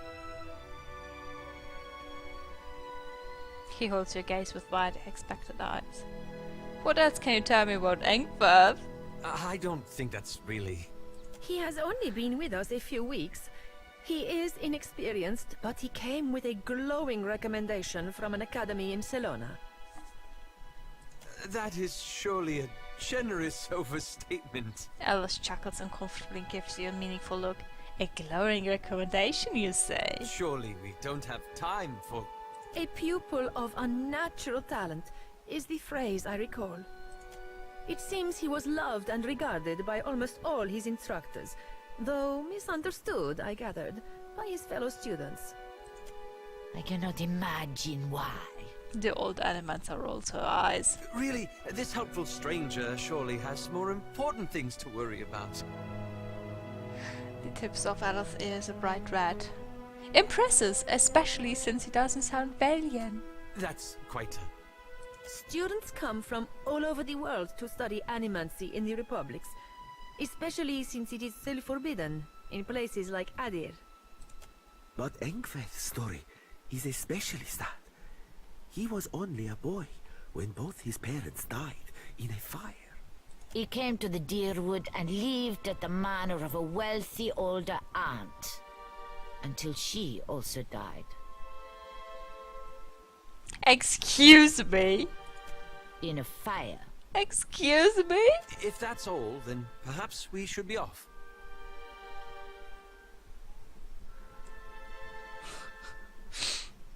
I gladly accept this help. He gives you a quick smile. Be careful, I'm Miko. She gives Eloth's hand a quick squeeze before backing away. I shall try. Eloth nods at her before leading you a short distance away. Thank you for your discretion. I'm certain you have many questions, but I fear they must wait until we're off this island. He casts a regretful glance back at Vanessa and the Animancers. You wealthy old aunt, really? It seemed like a convenient story.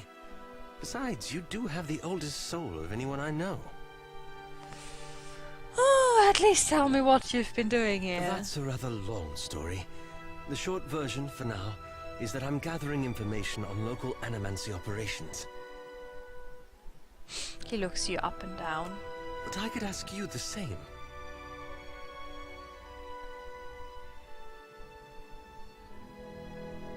Eothas destroyed my keep, killed most of the people there, and nearly killed me. He'll answer for it. Well, there's never a dull moment with you.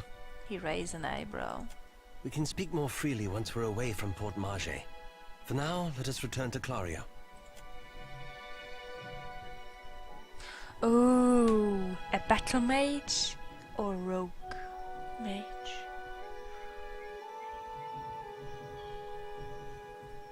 I think wizard is nice and such, but I want you to fight, baby. I really need someone to fight. Thing is, should I do this? I don't know. Let's make him multi-class.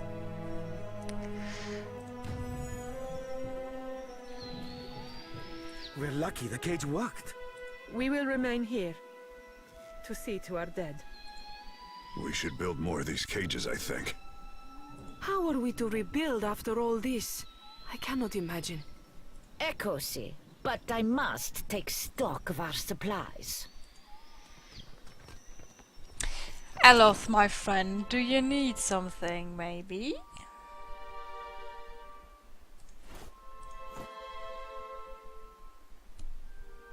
Oh my goodness.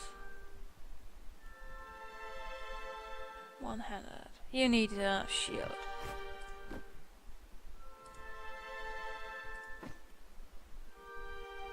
One-handed.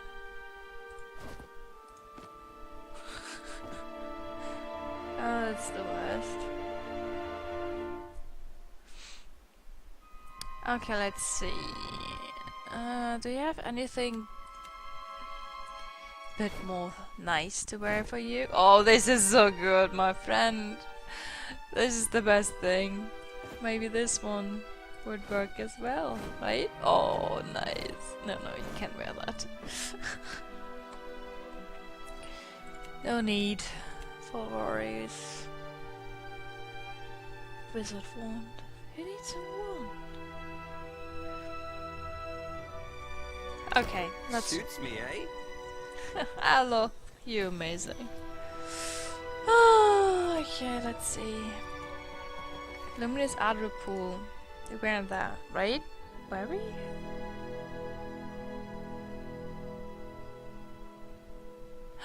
Oh, this looks like below my keep. Oh, that was interesting.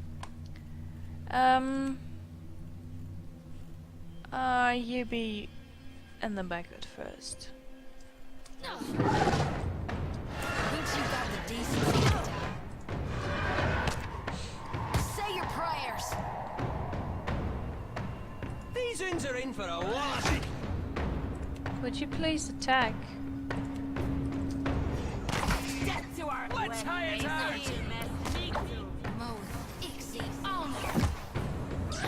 That was about as useful as a bump on a pickle. Holy shit, that's nasty. Nice and quiet.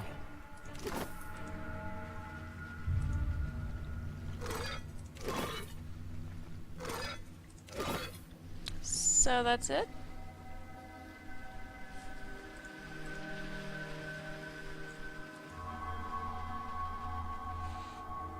Okay. You must gather your A party, party before venturing forth. I know that. Thank you very much. Oh, I need to see. Oh? Oh? Oh, oh.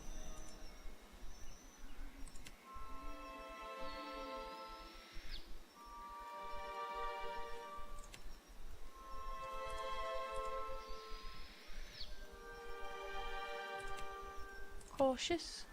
No, is it cautious? Heh. Who cares?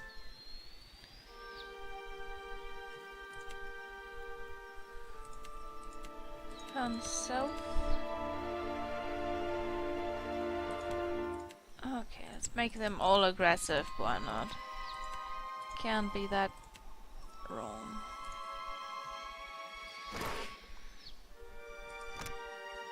Whatever Odorisi did to that last batch, it's working. We're seeing much higher concentrations of essence in the Harvest Adra.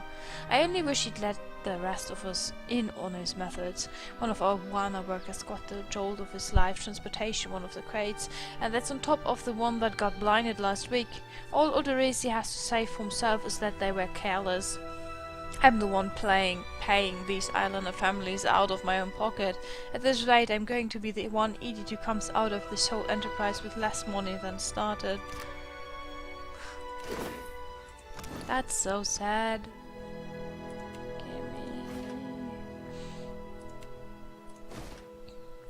Nice. Do you have one? No.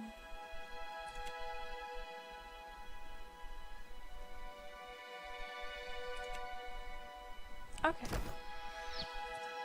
Indeed.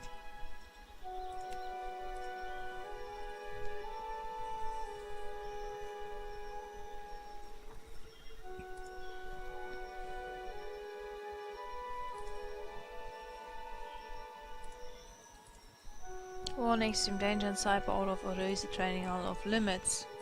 So that's the other side from the training hall.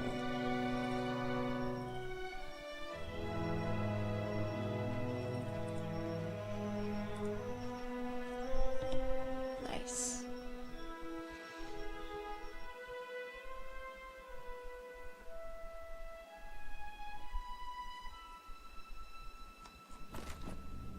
It is. Okay. Let's see what we get here. Wait. You're mine! Is this? No. Oh, guys, stop. Stop. Word of that lava. Quick, toss me something else. You'd better run. Better try something else.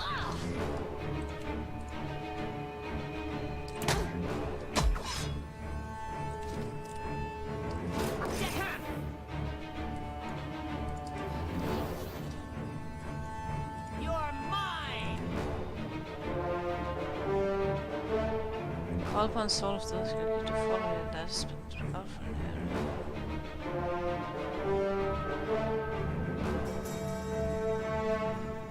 Nice.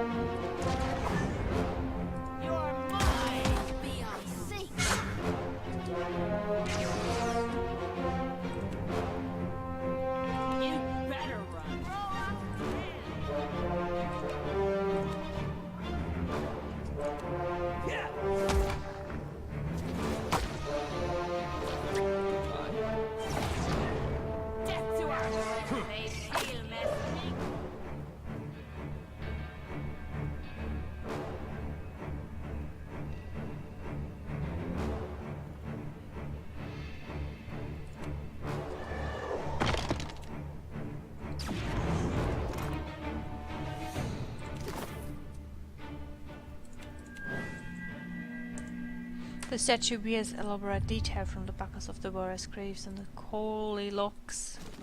Indeed. Curly locks. Extremely sorry for that one. Take it. The training dummy's blade is heavily notched from repeated strikes on sharp, helpless trainees.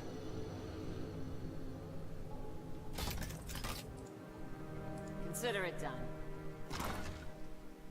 Gauntlet of accuracy. For you, my friend.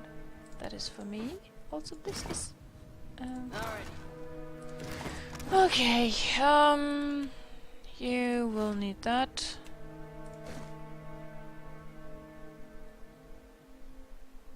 You don't need that.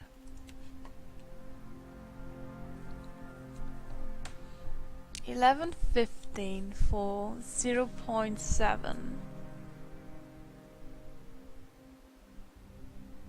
Oh, I'm still on pistols. 7. No, this is sadly not that good.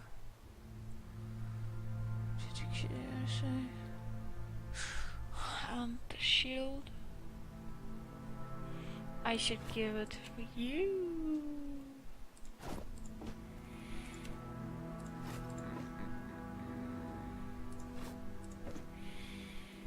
I want something to drink.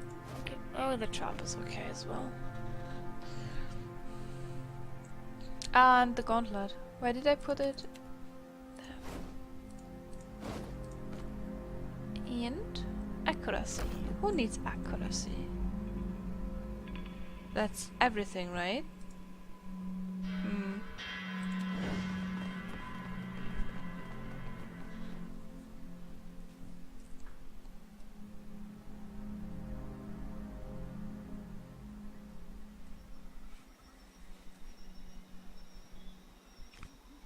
I walked every way. I looked at everything. I think this area is definitely cleared.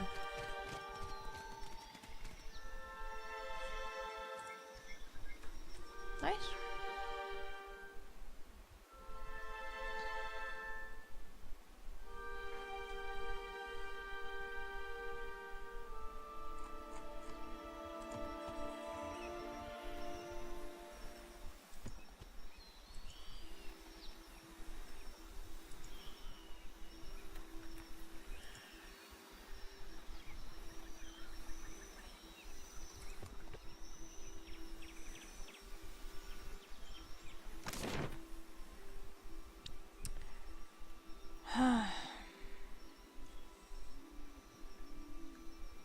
So I still have this thing in the Gureji, whatever street.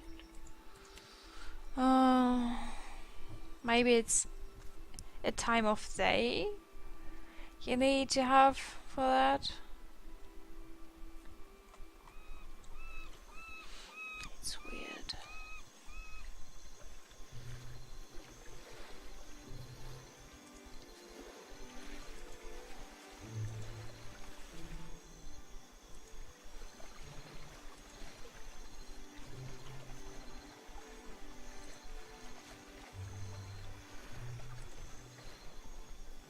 It's really weird.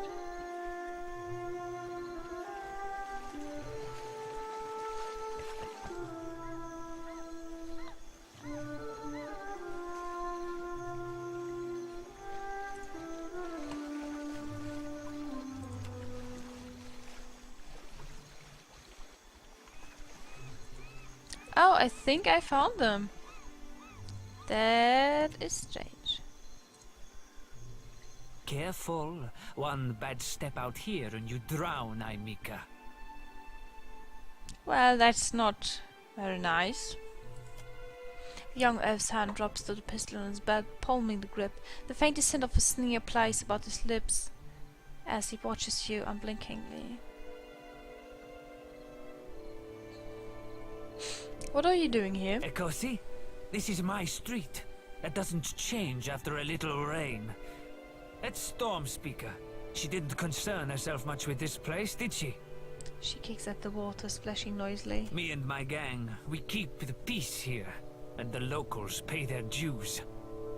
Nothing here now but what they left behind. Savia sent me. She needs you to put a stop to the looting.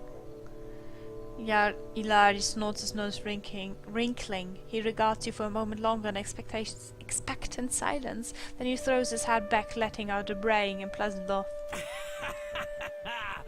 Merle, she must be desperate. Not so desperate as to come here on her knees to beg for herself, but she sent you. No, there's my answer. I get my cut. There's no sense in ruining a good thing. Help her out this once, and Savia will owe you a favor. A favor? Merle, I should buy her dinner, maybe. Mid-chortle, Ilari's brows draw together. He runs a thumb along his jaw, frowning. Done. I'll do it. Bon Piaco. Can't be too bad, having a commander in your pocket. Tell Savia this isn't permanent. Second the water clears up and things are back to normal, we're through. I'll spread the word. Gorechi Street is under lawful protection now.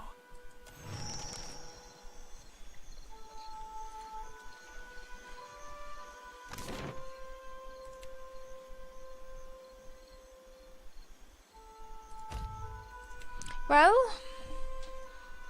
that was a good day.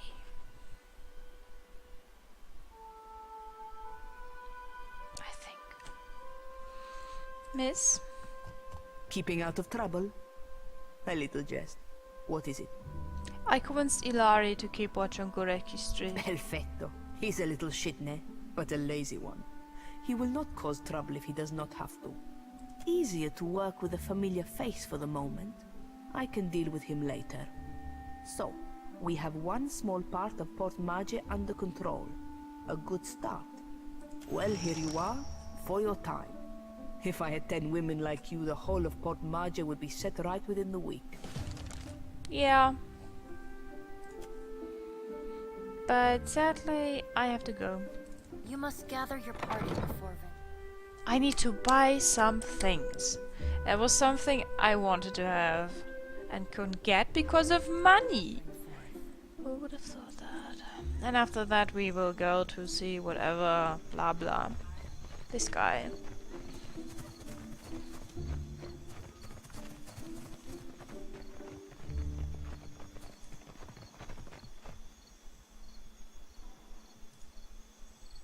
You the guy? Who's selling me again? Who's selling something again? You. Swords, shield. Thank you. His shattered vengeance. I gladly enjoy that.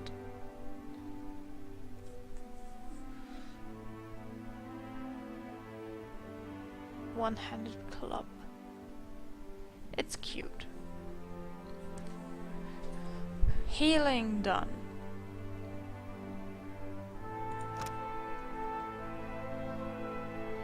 Apart from holding up one's treasures, belts are much favored by enchanters, for the material portion is easily crafted, typically light in weight, and requires few adjustments to those pieces of armor, which contribute in more direct ways to protection. There was something I wanted. But what was it?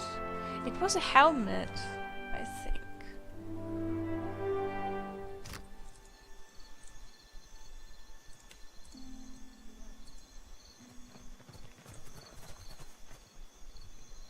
Did you sell anything? No, you.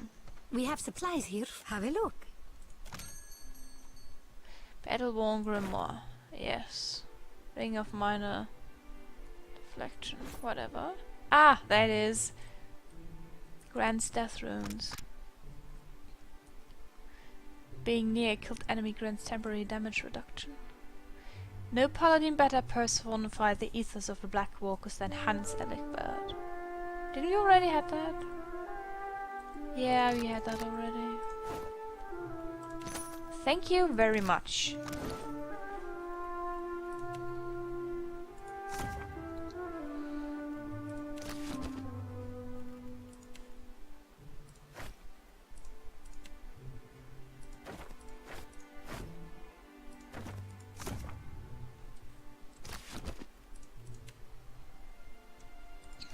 Deflection. Direct. I will give. I think I will give you the ring. And we have the helmet. Oh, this looks stupid.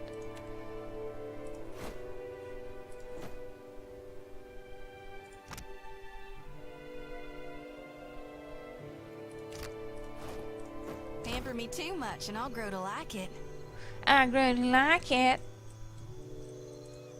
Oh, you do, honey, you do. One last look. I have no task. I have...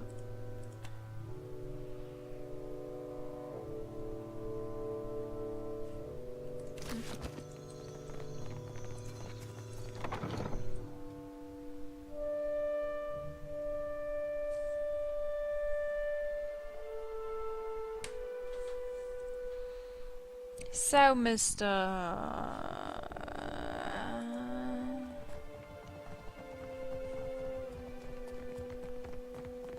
Clario. What can I do for you? I have information for you about the dig site. At last, Belfetto, tell me please, what has happened? How much have we lost? I must know. I saw the same destruction Eothas wrecked on Cat Noir. Odorisi is dead, along with most of your animancers. I see. And the work? Odorisi's notes? Was there nothing of his research? I found these. You did? Gods be kind. Cloud takes the bundled notes from him with barely restrained urgency. Within moments he is flipping through the papers, his eyes sweeping back and forth across the pages. Belfetto! Belfetto! We are saved! Claria lets out a relieved, almost giddy laugh, looking up at you with a toothy grin. A grin he hides soon after beneath a cough and a look of some regret. That is, Odorisi's legacy is not wholly lost. I like to believe the man would find that pleasing. He folds the papers once again and sets his hands over them protectively. You say this is all the work of the Titan, of Aothis, and you still insist on looking for him? He destroyed your ship, killed my people. Would it not make more sense to sail to the far side of the world and away from all this? This is the god of light we're talking about. You are too trusting in your superstition. Believe in what you have seen and felt. The death of every man and woman at that dig site. Aothis is using the Adra Pillar as an energy source. If I can find more, I can find him. Merla. He will ravage every outpost in the Deadfire. That Adra is why we are here. Why everyone is here, in truth. The Vailian Trading Company, the Royal Deadfire Company, countless mercenaries.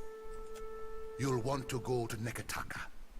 Queen Onekaza II rules there, at the Kahanga Palace. Anyone seeking to do business in the Deadfire Archipelago must negotiate with her first. The Queen knows every Adra vein of worth in the Deadfire. I'm certain she can help you. That is, if she agrees to see you at all. Who are the Kahanga? The most powerful tribe in the region, now that Onekaza II has united a host of them under her rule. Ikawa would disagree, but then Ikawa contents herself with a spit of land and a handful of followers. You promised to help me. I have not forgotten. We will get you to Neketaka, and for that, you need your sheep. I'll arrange it with Ikawa. Between the two of us, I'm certain we can gather the workers we need. Head down to the beach once you are ready to depart. Thank you for your help. Pompiaco. It is only right, after all you have done for me. I won't keep you further. You have a long and very strange journey ahead. Some advice. After you have had your audience with the Queen, seek out the Vailian Trading Company.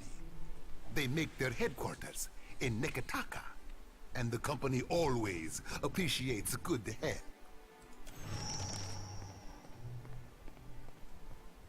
I'm sure you're eager to depart. Are you? Good to know.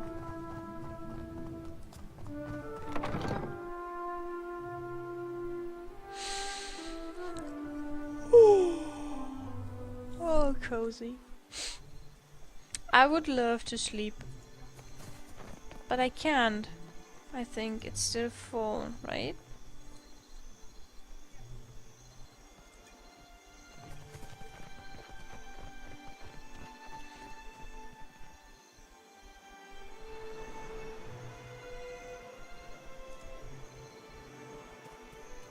The Huana ought to keep to themselves. And when the next storm hits?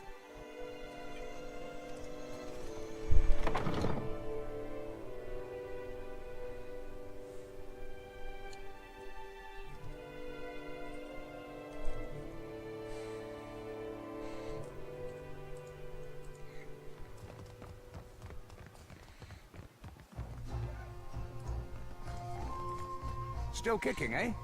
What'll it be? Rooms? We're full up. You aren't the first outsider to turn up looking for a place to stay after their ride off the island ended up at the bottom of the sea. He pauses, fixing me with a considering eye. Well, tell you what. I've got one room or two have been cleared out by now. Only the occupants decided to outstay his welcome. Real trouble is, he hasn't settled his bill. He's a merchant captain by the name of Galleon. I've given him a fair chance, but he's been a right prick about the whole thing. I've got a spare key here. You chase him and his pals off, and the room's yours. At a discount. You want him dead? What? No! I said chase him off, not kill my patrons. Now I'm not so sure about asking you, honestly. What if he won't leave willingly? Ah, well. He's a prat, but he's not so tough. Smack him around if it comes down to it. But I figure a few sharp words ought to do the trick. I see what I can do. I appreciate it, truly. I'll have someone tidy the place up for you once you're through. Chances are they've spilled ale just about everywhere. Thank you. I don't want the man dead, and that's not what I'm paying for. Just see him on his way and we'll call it done. With a final nod, he turns away. Oh, this will be fun. Don't you Have think you ever so? seen anyone cast like that? Who cares?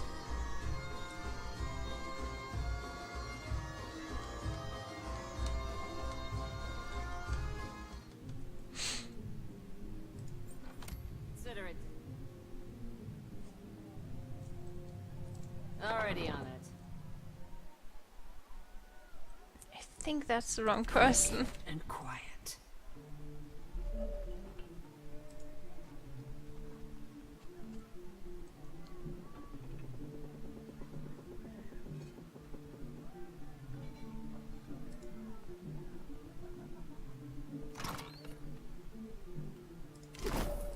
Aye, I shall.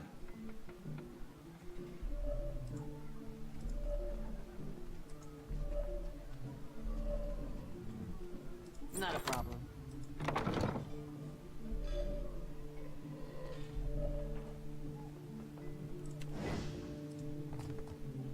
Don't remember ordering more drinks.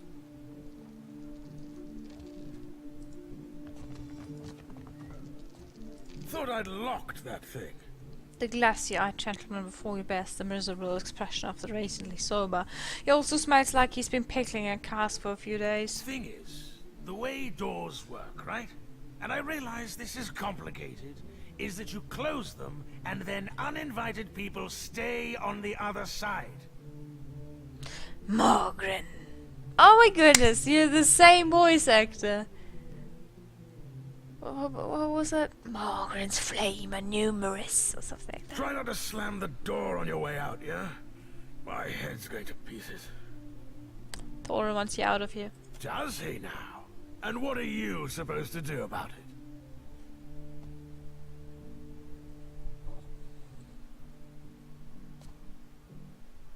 Thorin said I could get rough if I had to. This has been real fun, but I think I've had enough of you now.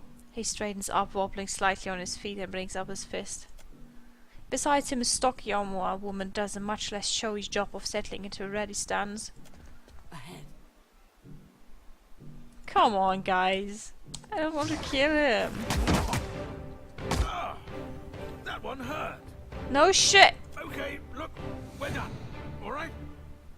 He drops his weapon, presenting his empty palms. It's been a hard week for all of us. The truth is, I've been seeing something like 3 of you for a while now, okay? It's all very fuzzy. Just get out of here. Come on, you lot. We're leaving. He stumbles past you and raises an arm to motion his compatriots onwards.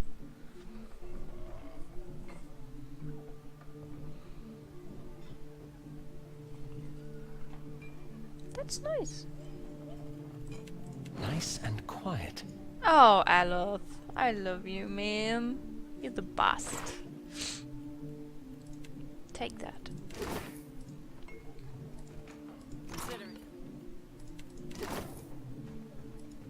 Have any secrets? Oh, okay. You must gather your party. Come on, I know that.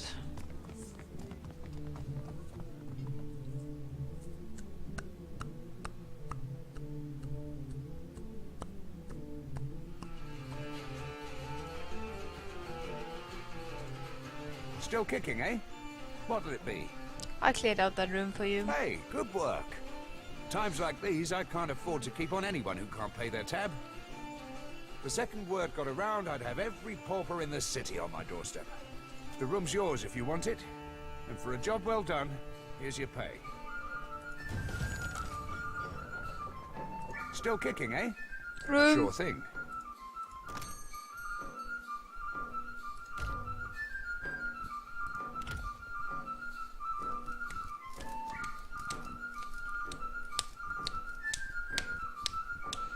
Thank you.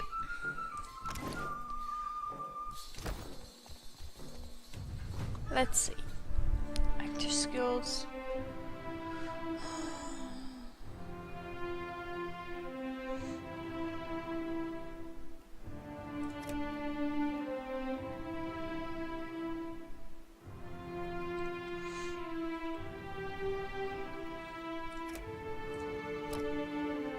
Oh, what's this?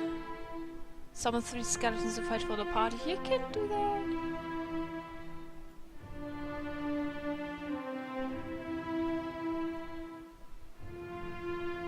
Four phrases.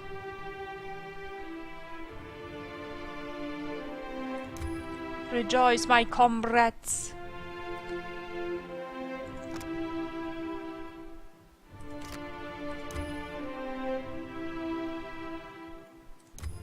What is this?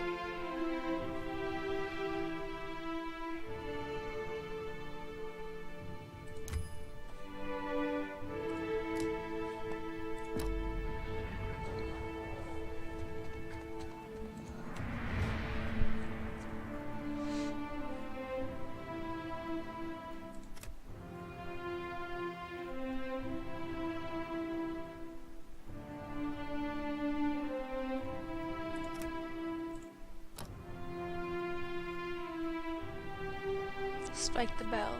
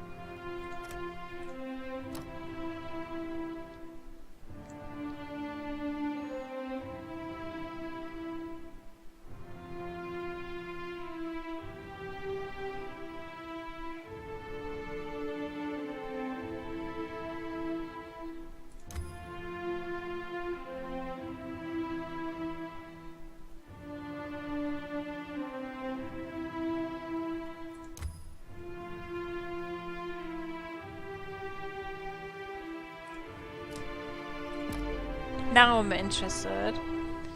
Because Adelth has no level up? What? I thought you got one as well. 4. He's almost at 5. Okay, almost. I can live with that. You must gather your party before venturing forth.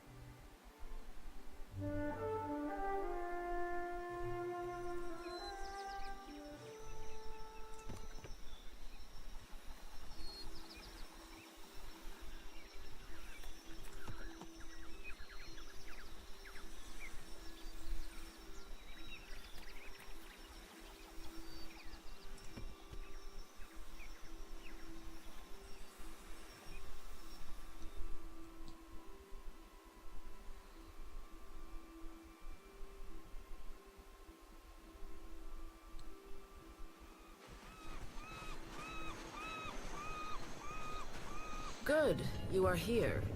Clario has made good on his promise. We are making ready to free your ship. Ikawa just to support your vessel by a motley group of Wana and Valian workers raced to and from. I say still that you are fortunate. The ship was nearly lost, but it will float. For how long, I cannot say. You will wish to find a friendly port with some speed, I think. Do you know where Nakata is? So you will go to the great Kahanga city as well. You must sail north for some time, and then a little east. Take care in Neketaka, outsider.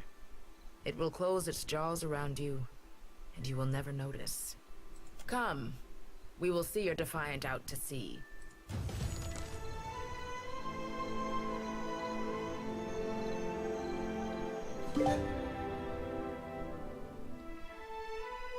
To blessing gain. What? What is a blessing? We should address the matter of our ship's resources before we get underway. It saddens me to inform you that we lost several crew and most of our provisions during the storm. However, Port Margé appears to be well supplied, and I expect the recent disaster has left several sailors in want of a ship.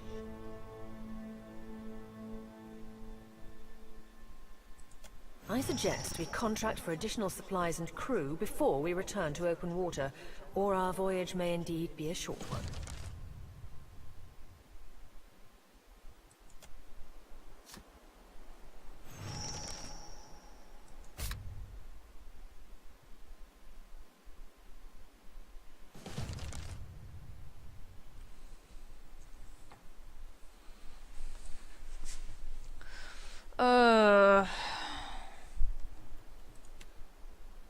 This is going to be fun.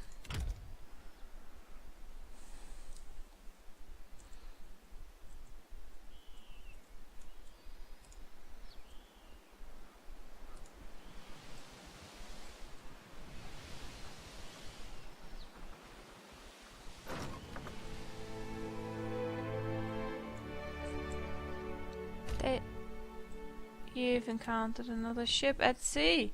I didn't even encounter it! As the Defiant leaves Port Margé behind, you casually observe dozens of other ships coming and going, mostly fishing trade vessels. One craft stands out, an imposing drow replete with cannons crests into view across the Defiant starboard bow. The flag raised high atop its sails signifies a wish to parley. However, the drow approaches at aggressive speed, suggesting that it may not be easily turned away. Head on. You spin the ship's wheel counterclockwise. The ship swings round quickly, disturbing a gull resting on the foremast. The bird avoids a white splotch on the deck as a sign of its disapproval. Even out the wheel and bear straight towards the drow. The distance closes quickly, and soon a massive dow's hull rolls on the waves beside your ship. Boarding planks emerge and are quickly cast onto your ship, along with shouts from its crew notifying you that their captain will be boarding. Several well-armed men cross the planks, their eyes watching every inch of your ship. The crowd parts open to make way for the captain, a tall, well-dressed man. He peers at you with one impeccably groomed eyebrow raised. Following behind the captain, a stark contrast strides in unkempt Olin. A pair of pistol grips protrude from his belt, and he casually twirls a stocky firearm around his index finger. His shaggy face, framed by long cobalt blue hair and a widely braided cerulean beard, makes the crooked smile he directs at you seem almost sinister.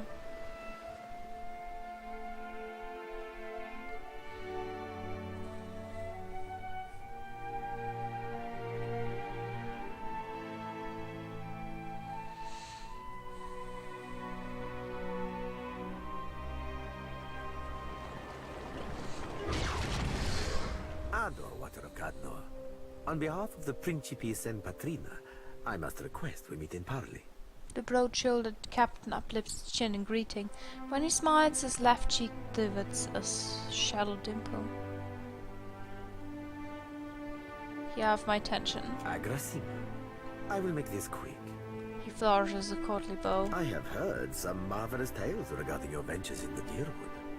In fact, you are the first dragon slayer I have ever met, outside of a grave. Some fools would seek to make a fortune by pilfering from one such as you. I take it he is not one of those fools. Perhaps we should listen. Elf crosses arms, cautious but curious. Under the captain's word, you hear faint but insistent buzzing. It blooms overwhelmingly Furante's voice, drowning all else around you. No one else seems to notice. A vision. Thunder cracks between your ears, and you glimpse a different sunshot sea behind your eyes. The visions streak across your mind's eye, fleeting and incoherent. An elf, dark-haired and battle-scarred, stepping across the gulf between vessels. She shakes Furante's hand, and warmth spills through you. Excitement, pride, respect. The imagery melts like candle wax into a lamp-lit gallery swamped with the scent of on-water rum and sweet fruit with tailors and the song sweat. The scene billows away, ice-cold and glowing, replaced with a crew on deck, solemn, staring at Furante's grasp, one of their own by the throat. No, not one of their own, no more. You don't steal from family and stay family. Tears and Muko smile the man's feature as Furante reads the man his last right, thief or no. They'll consign him to Undra, as tradition dictates. The vision passes, leaving you blinking on the deck of the Defiant. Looking into Furante's face, he raises an eyebrow. I believe you have met such a fool. Captain Benweth of the Drake. Despite the gravity of his words, he smiles grandly, and the dimple cuts deeper into his left cheek. I know Cypher's handiwork when I feel. Tell yours to stay out of my head. Blue Orland's mouth falls open. Voxen of Ubildet Merla. Careful, ship hunter. Mind that you do not confuse a useful skill set for a non-expendable one. Furante glares at Seraphin. The Orland steps back, blinking away the rebuke, and peers at you, probing. His yellow-green eyes narrow, unfocused, as if trying to remember something. Then the captain turns a warm smile back to you. My apologies. Rest assured, it will not happen again. Apologies, Captain. Didn't mean it, really. We're up all night, you know, searching out our friend here. He looks to you. You've been at sea a while. Your mind starts playing tricks on you, aye? Well, mine plays tricks on others, too. Usually don't mean much. Maybe see a bit of shadow, hear a bit of tune. Not unless the person's sensitive. Like, say, a watcher.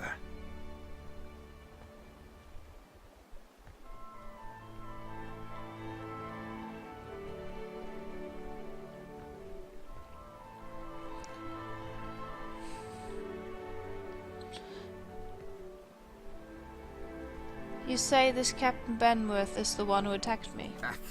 The short-sighted scoundrel has been wreaking havoc in the area for months. He is no son of Velia. I do not fault his ancestry, but he disregards too much the grand heritage we Principi represent. Benweth is the second most selfish captain within the Principi's newest generation. He risks all that we value. If Benworth the second most selfish captain, who's the first? He pinches at his lips, eyes narrowing thoughtfully, but you can see that he is biting back a mischievous grin. Perhaps I have said too much. This is a problem solely of my own, for now.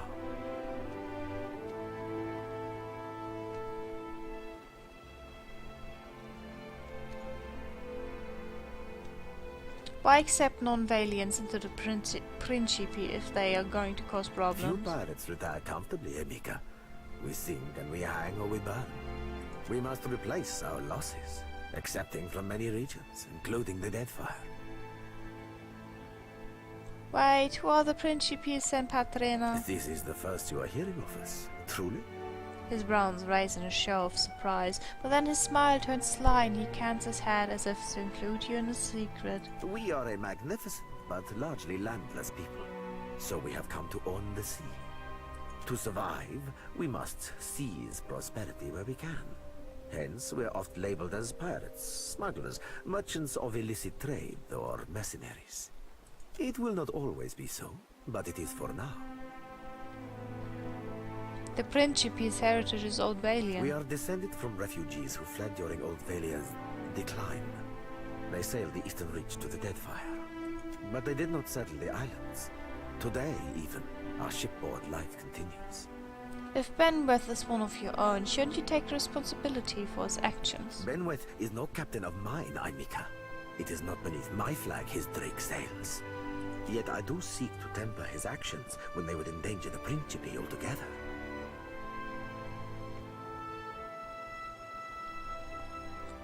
How has Benweth endangered the Principe? Are you saying if we rile you, you will pose no threat to us? Ecosi, pardon if I do not believe you, Dragon Slayer. The captain sharp his fingers, rubbing in full collar with his rod. Word of Benweth's thread on the Defiant will spread throughout the Deadfire. More fools will seek to prey upon you. I would suggest you stave off all others by making an example of Benweth. For Ortiz, do my job for me, friend. Hope you don't die in the effort. The rogue words flit through your thoughts like darters. Not quite your own, but not entirely unlike your own either. Why tell me this? Why would you want to help me? I will be honest with you, Aimika. I do not favor Benweth, nor do I care for the company he keeps. Such fools and scoundrels serve only to tarnish the Principe's reputable name. But I believe you will be capable of setting him straight.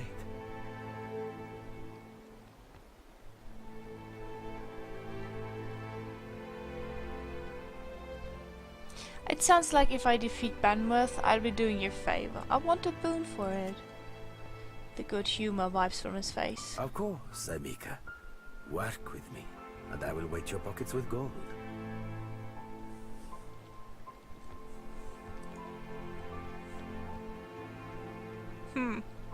When you have dealt with my problem, I will prepare a fine welcome for you at my port. Now, a tip for you.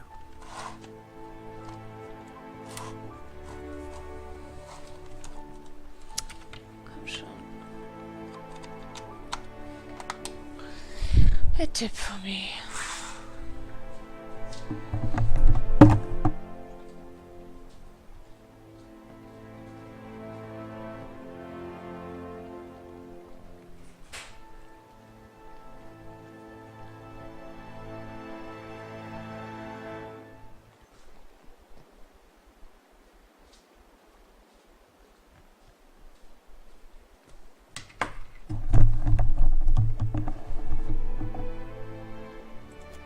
Benweth's Drake took damage during the storm. Eventually, he will need to dock for repairs, and when he does, Seraphin can find him for you. Furante flourishes a hand towards the Olin at his side.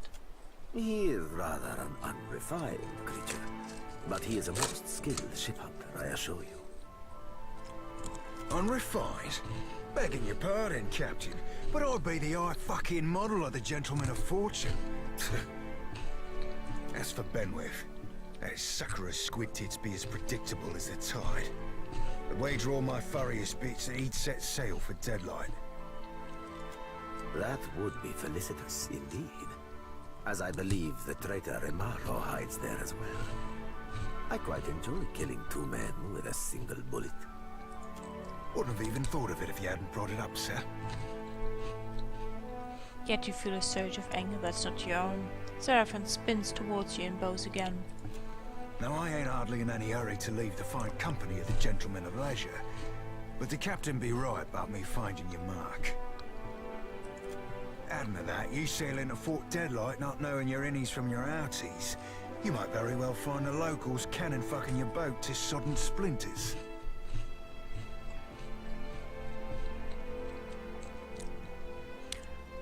What can you do for me? Are you asking aside from my vaunted ship hunting abilities, self-evident manners, and cyclopedic know-how of all things piratical? Yes, aside from the obvious. Well, there'll be me knowing my way around Fort Deadlight, so named on account of it being a fortress and all.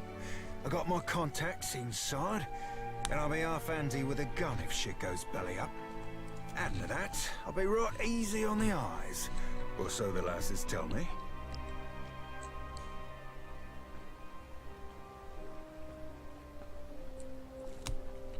Quite easy. I'd be the old package and a half, Captain. He bows again and only half as low this time, thus as never leaving yours. As you see, Seraphine is both insufferable and marvelously useful. Seems like you're eager to join me. Well, of course I'll be eager to give Benweth the old Evo. That half-cock's been a pain in our asses for the better parts of, well, too fucking long.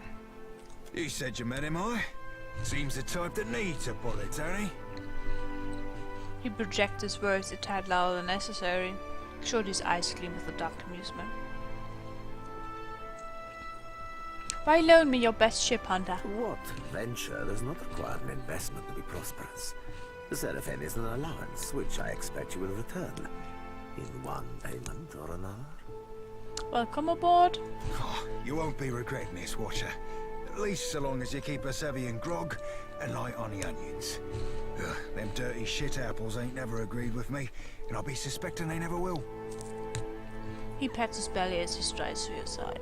He's not sleeping near my berth, I promise you that much. I sail now for Dunwich, my own safe port. I will await you there, should you be successful in schooling our wayward captain.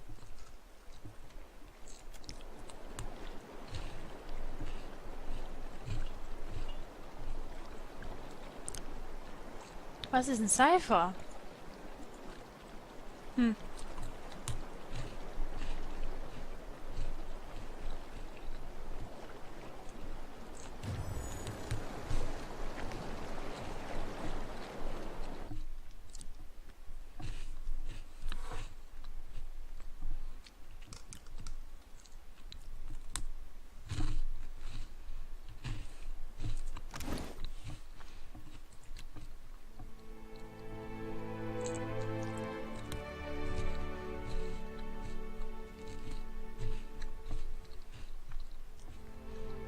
So, now what?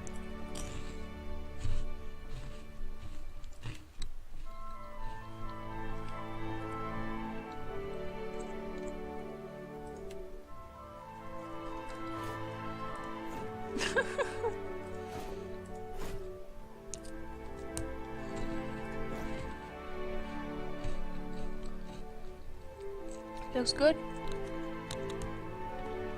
But what are your skills?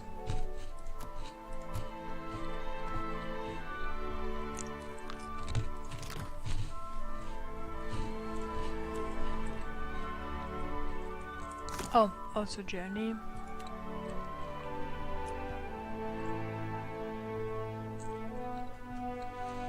Thou the Western region.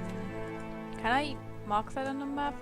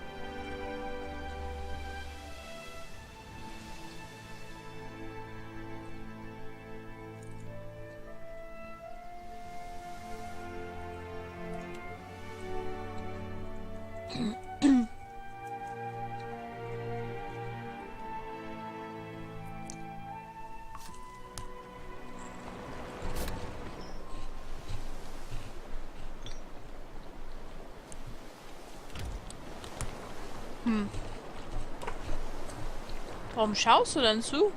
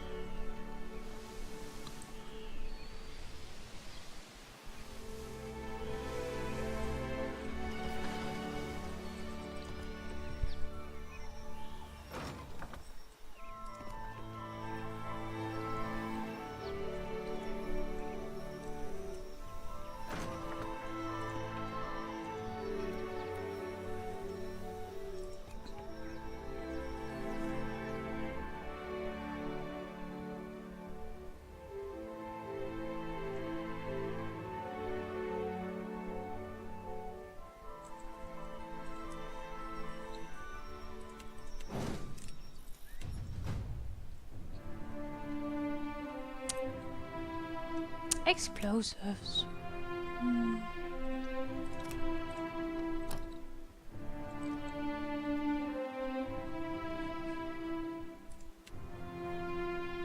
Let's see.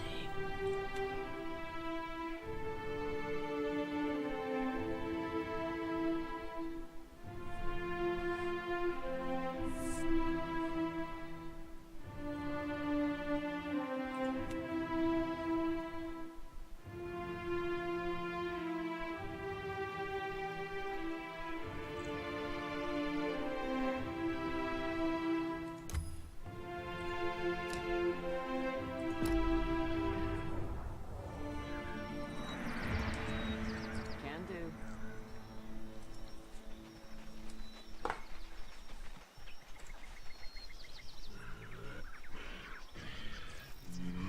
Oh shit. Look there. I see a soul in the darkness. One ready for reaping. You say so.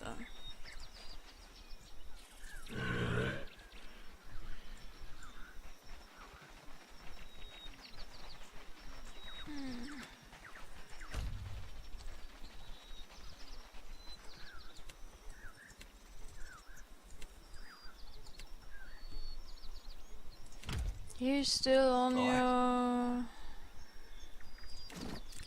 Aye. You.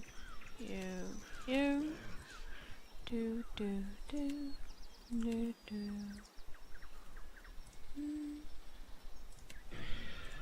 Done and done.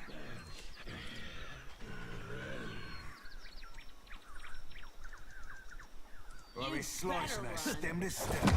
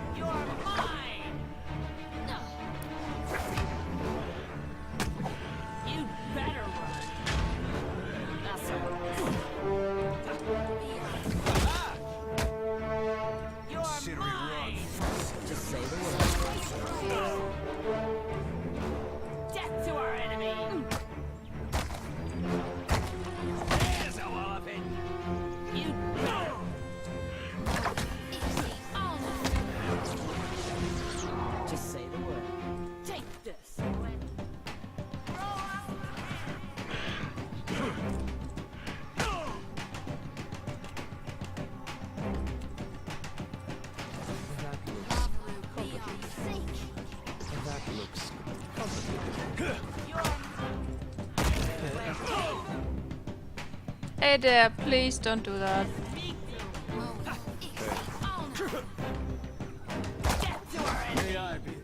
Come back.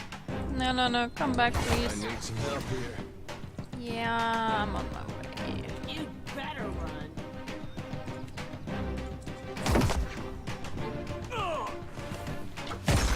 Dead. Yeah?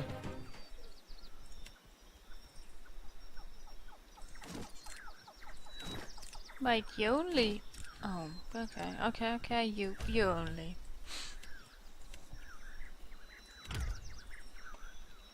Aye. Real quiet now. Already on it. Ooh, light armor? Mm-hmm.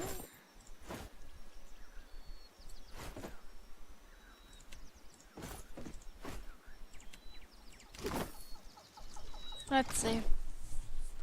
Can you read it? +1 intelligent.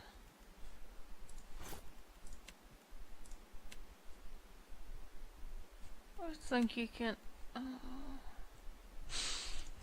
Yes, you get that.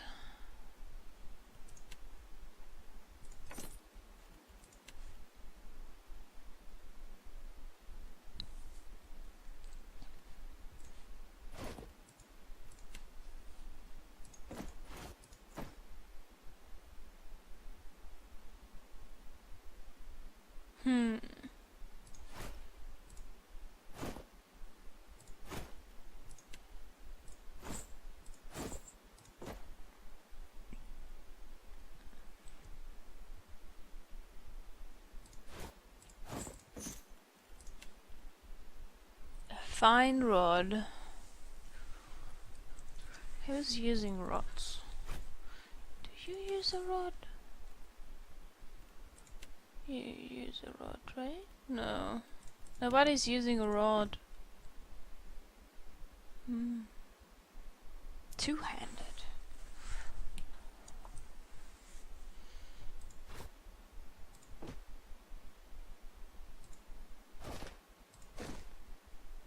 For me? For you!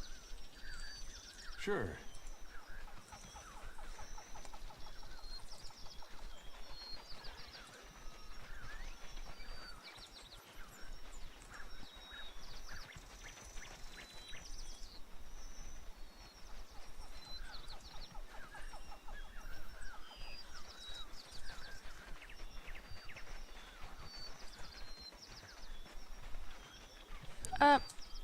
One second.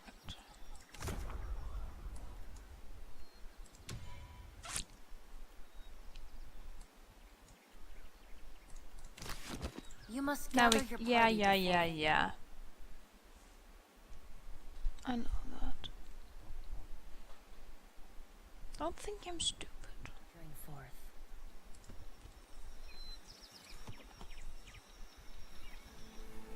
The colonial outpost before you is as silent as a crypt. Though its buildings appear to be in fine repair, you don't see a single living soul among them. In the town square you find a signpost beside the remains of charred bodies. It warns of disease.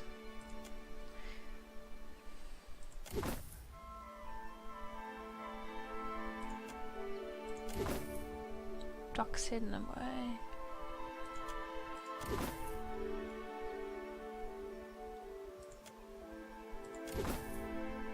Gemstones? You've searched every corner of the village. There's nothing left. Thank you for that insight.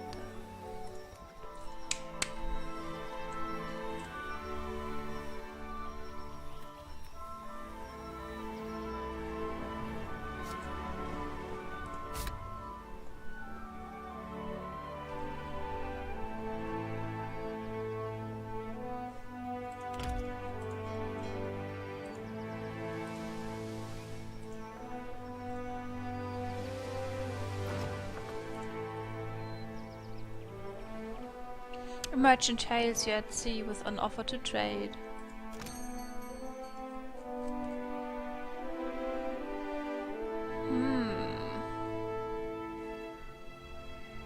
What I need is something morally? I don't know.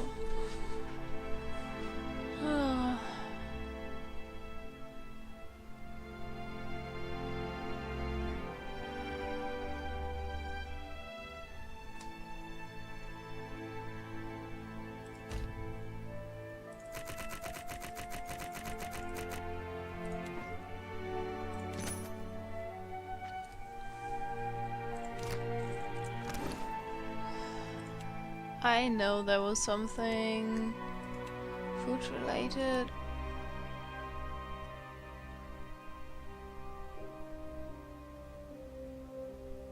Is my rice? I'll find it. Don't worry. It's gone. Did we eat it? No. Can't be. Oh, okay. Okay.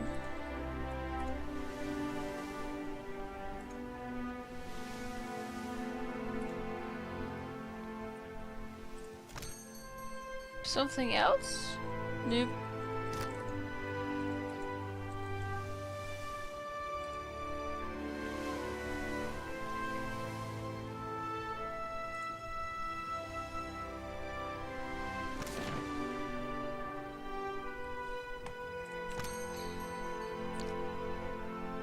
I want some cannons. I only need 10, I think. Water would be nice. Water would be nice.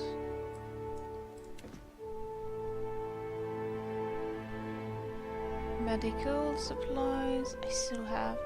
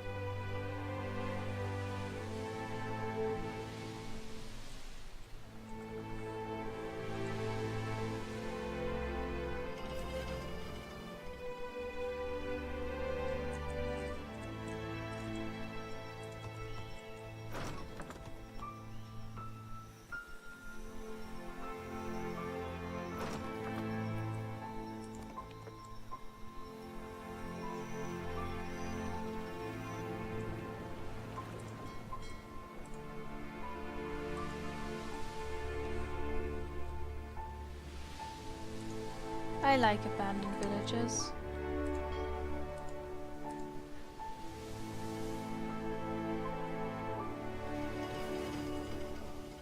You come upon an abandoned Huana village. A few of its huts that haven't been blown across the Deadfire countryside lie in ruins.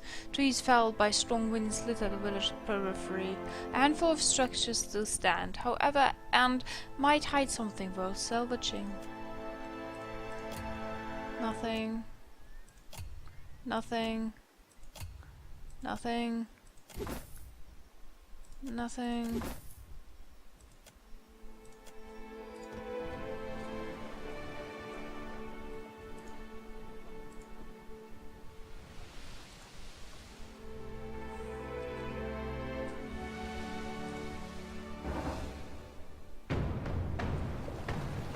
Rum Dum Riggory points to a dark spot in the distant horizon. Captain, a vessel approaches. You squint to the horizon and see unfamiliar colors snapping in the breeze.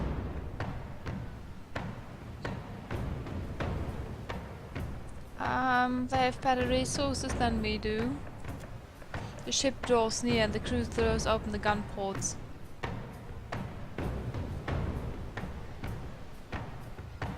Give no quarter charge. The crew mutters nervously as he gives the order to charge. The Defiant will be exposed to raking fire and the risk of casualties.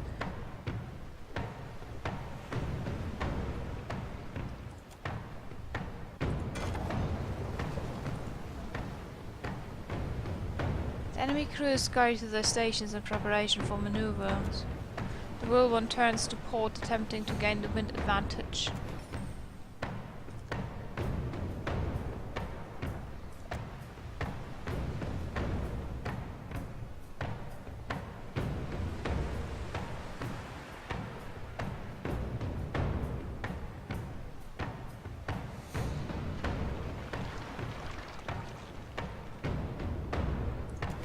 The Defiant executes a smooth turn to starboard.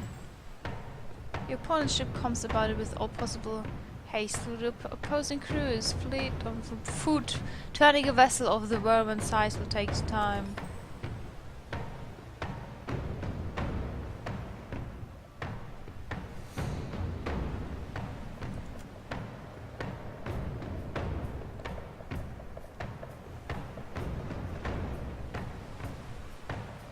Brace for impact.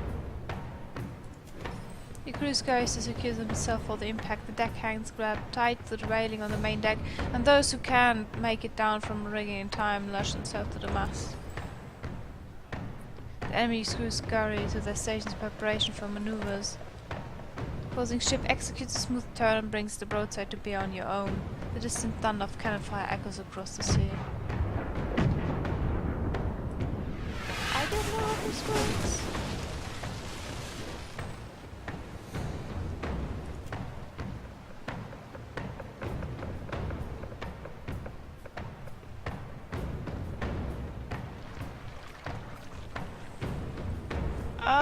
How you even do that?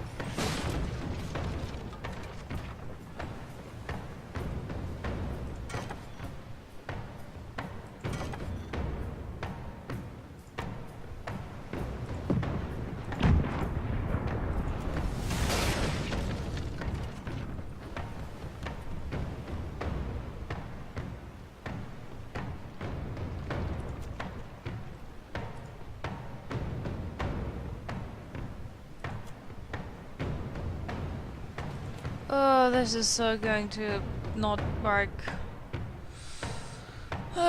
Sorry, I don't want that. I shouldn't be doing that, I think.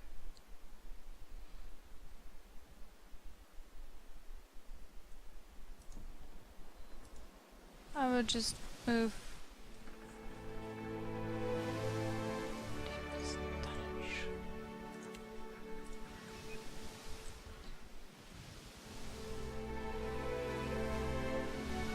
No, no, no, no, no, go away! You again! Oh my goodness, don't want that.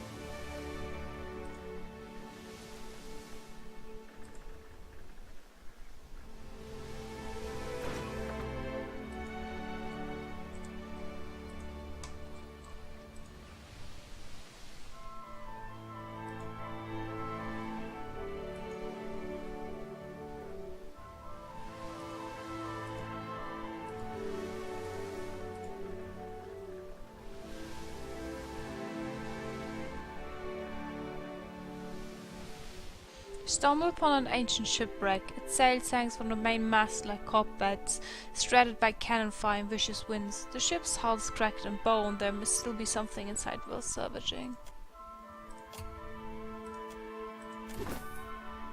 Tarloaf. Valiant Trading Company colors.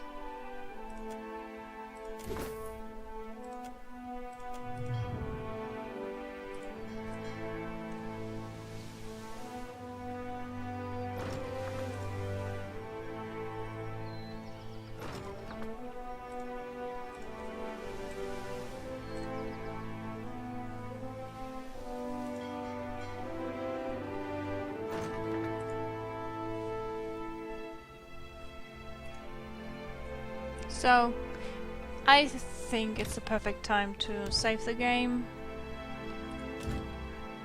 and say goodnight, because I'm tired as hell and still have to do something before going to bed. I'm sorry for the problems we had earlier. If you had fun watching, I don't know. Thank you very much. If not, I feel sorry. Maybe see us next time. Who knows? I have no words anymore. I'm just talking like just random words coming out of my mouth. Just have a good night, sleep well, whatsoever. So see you next time on Thursday. I like you. Bye bye.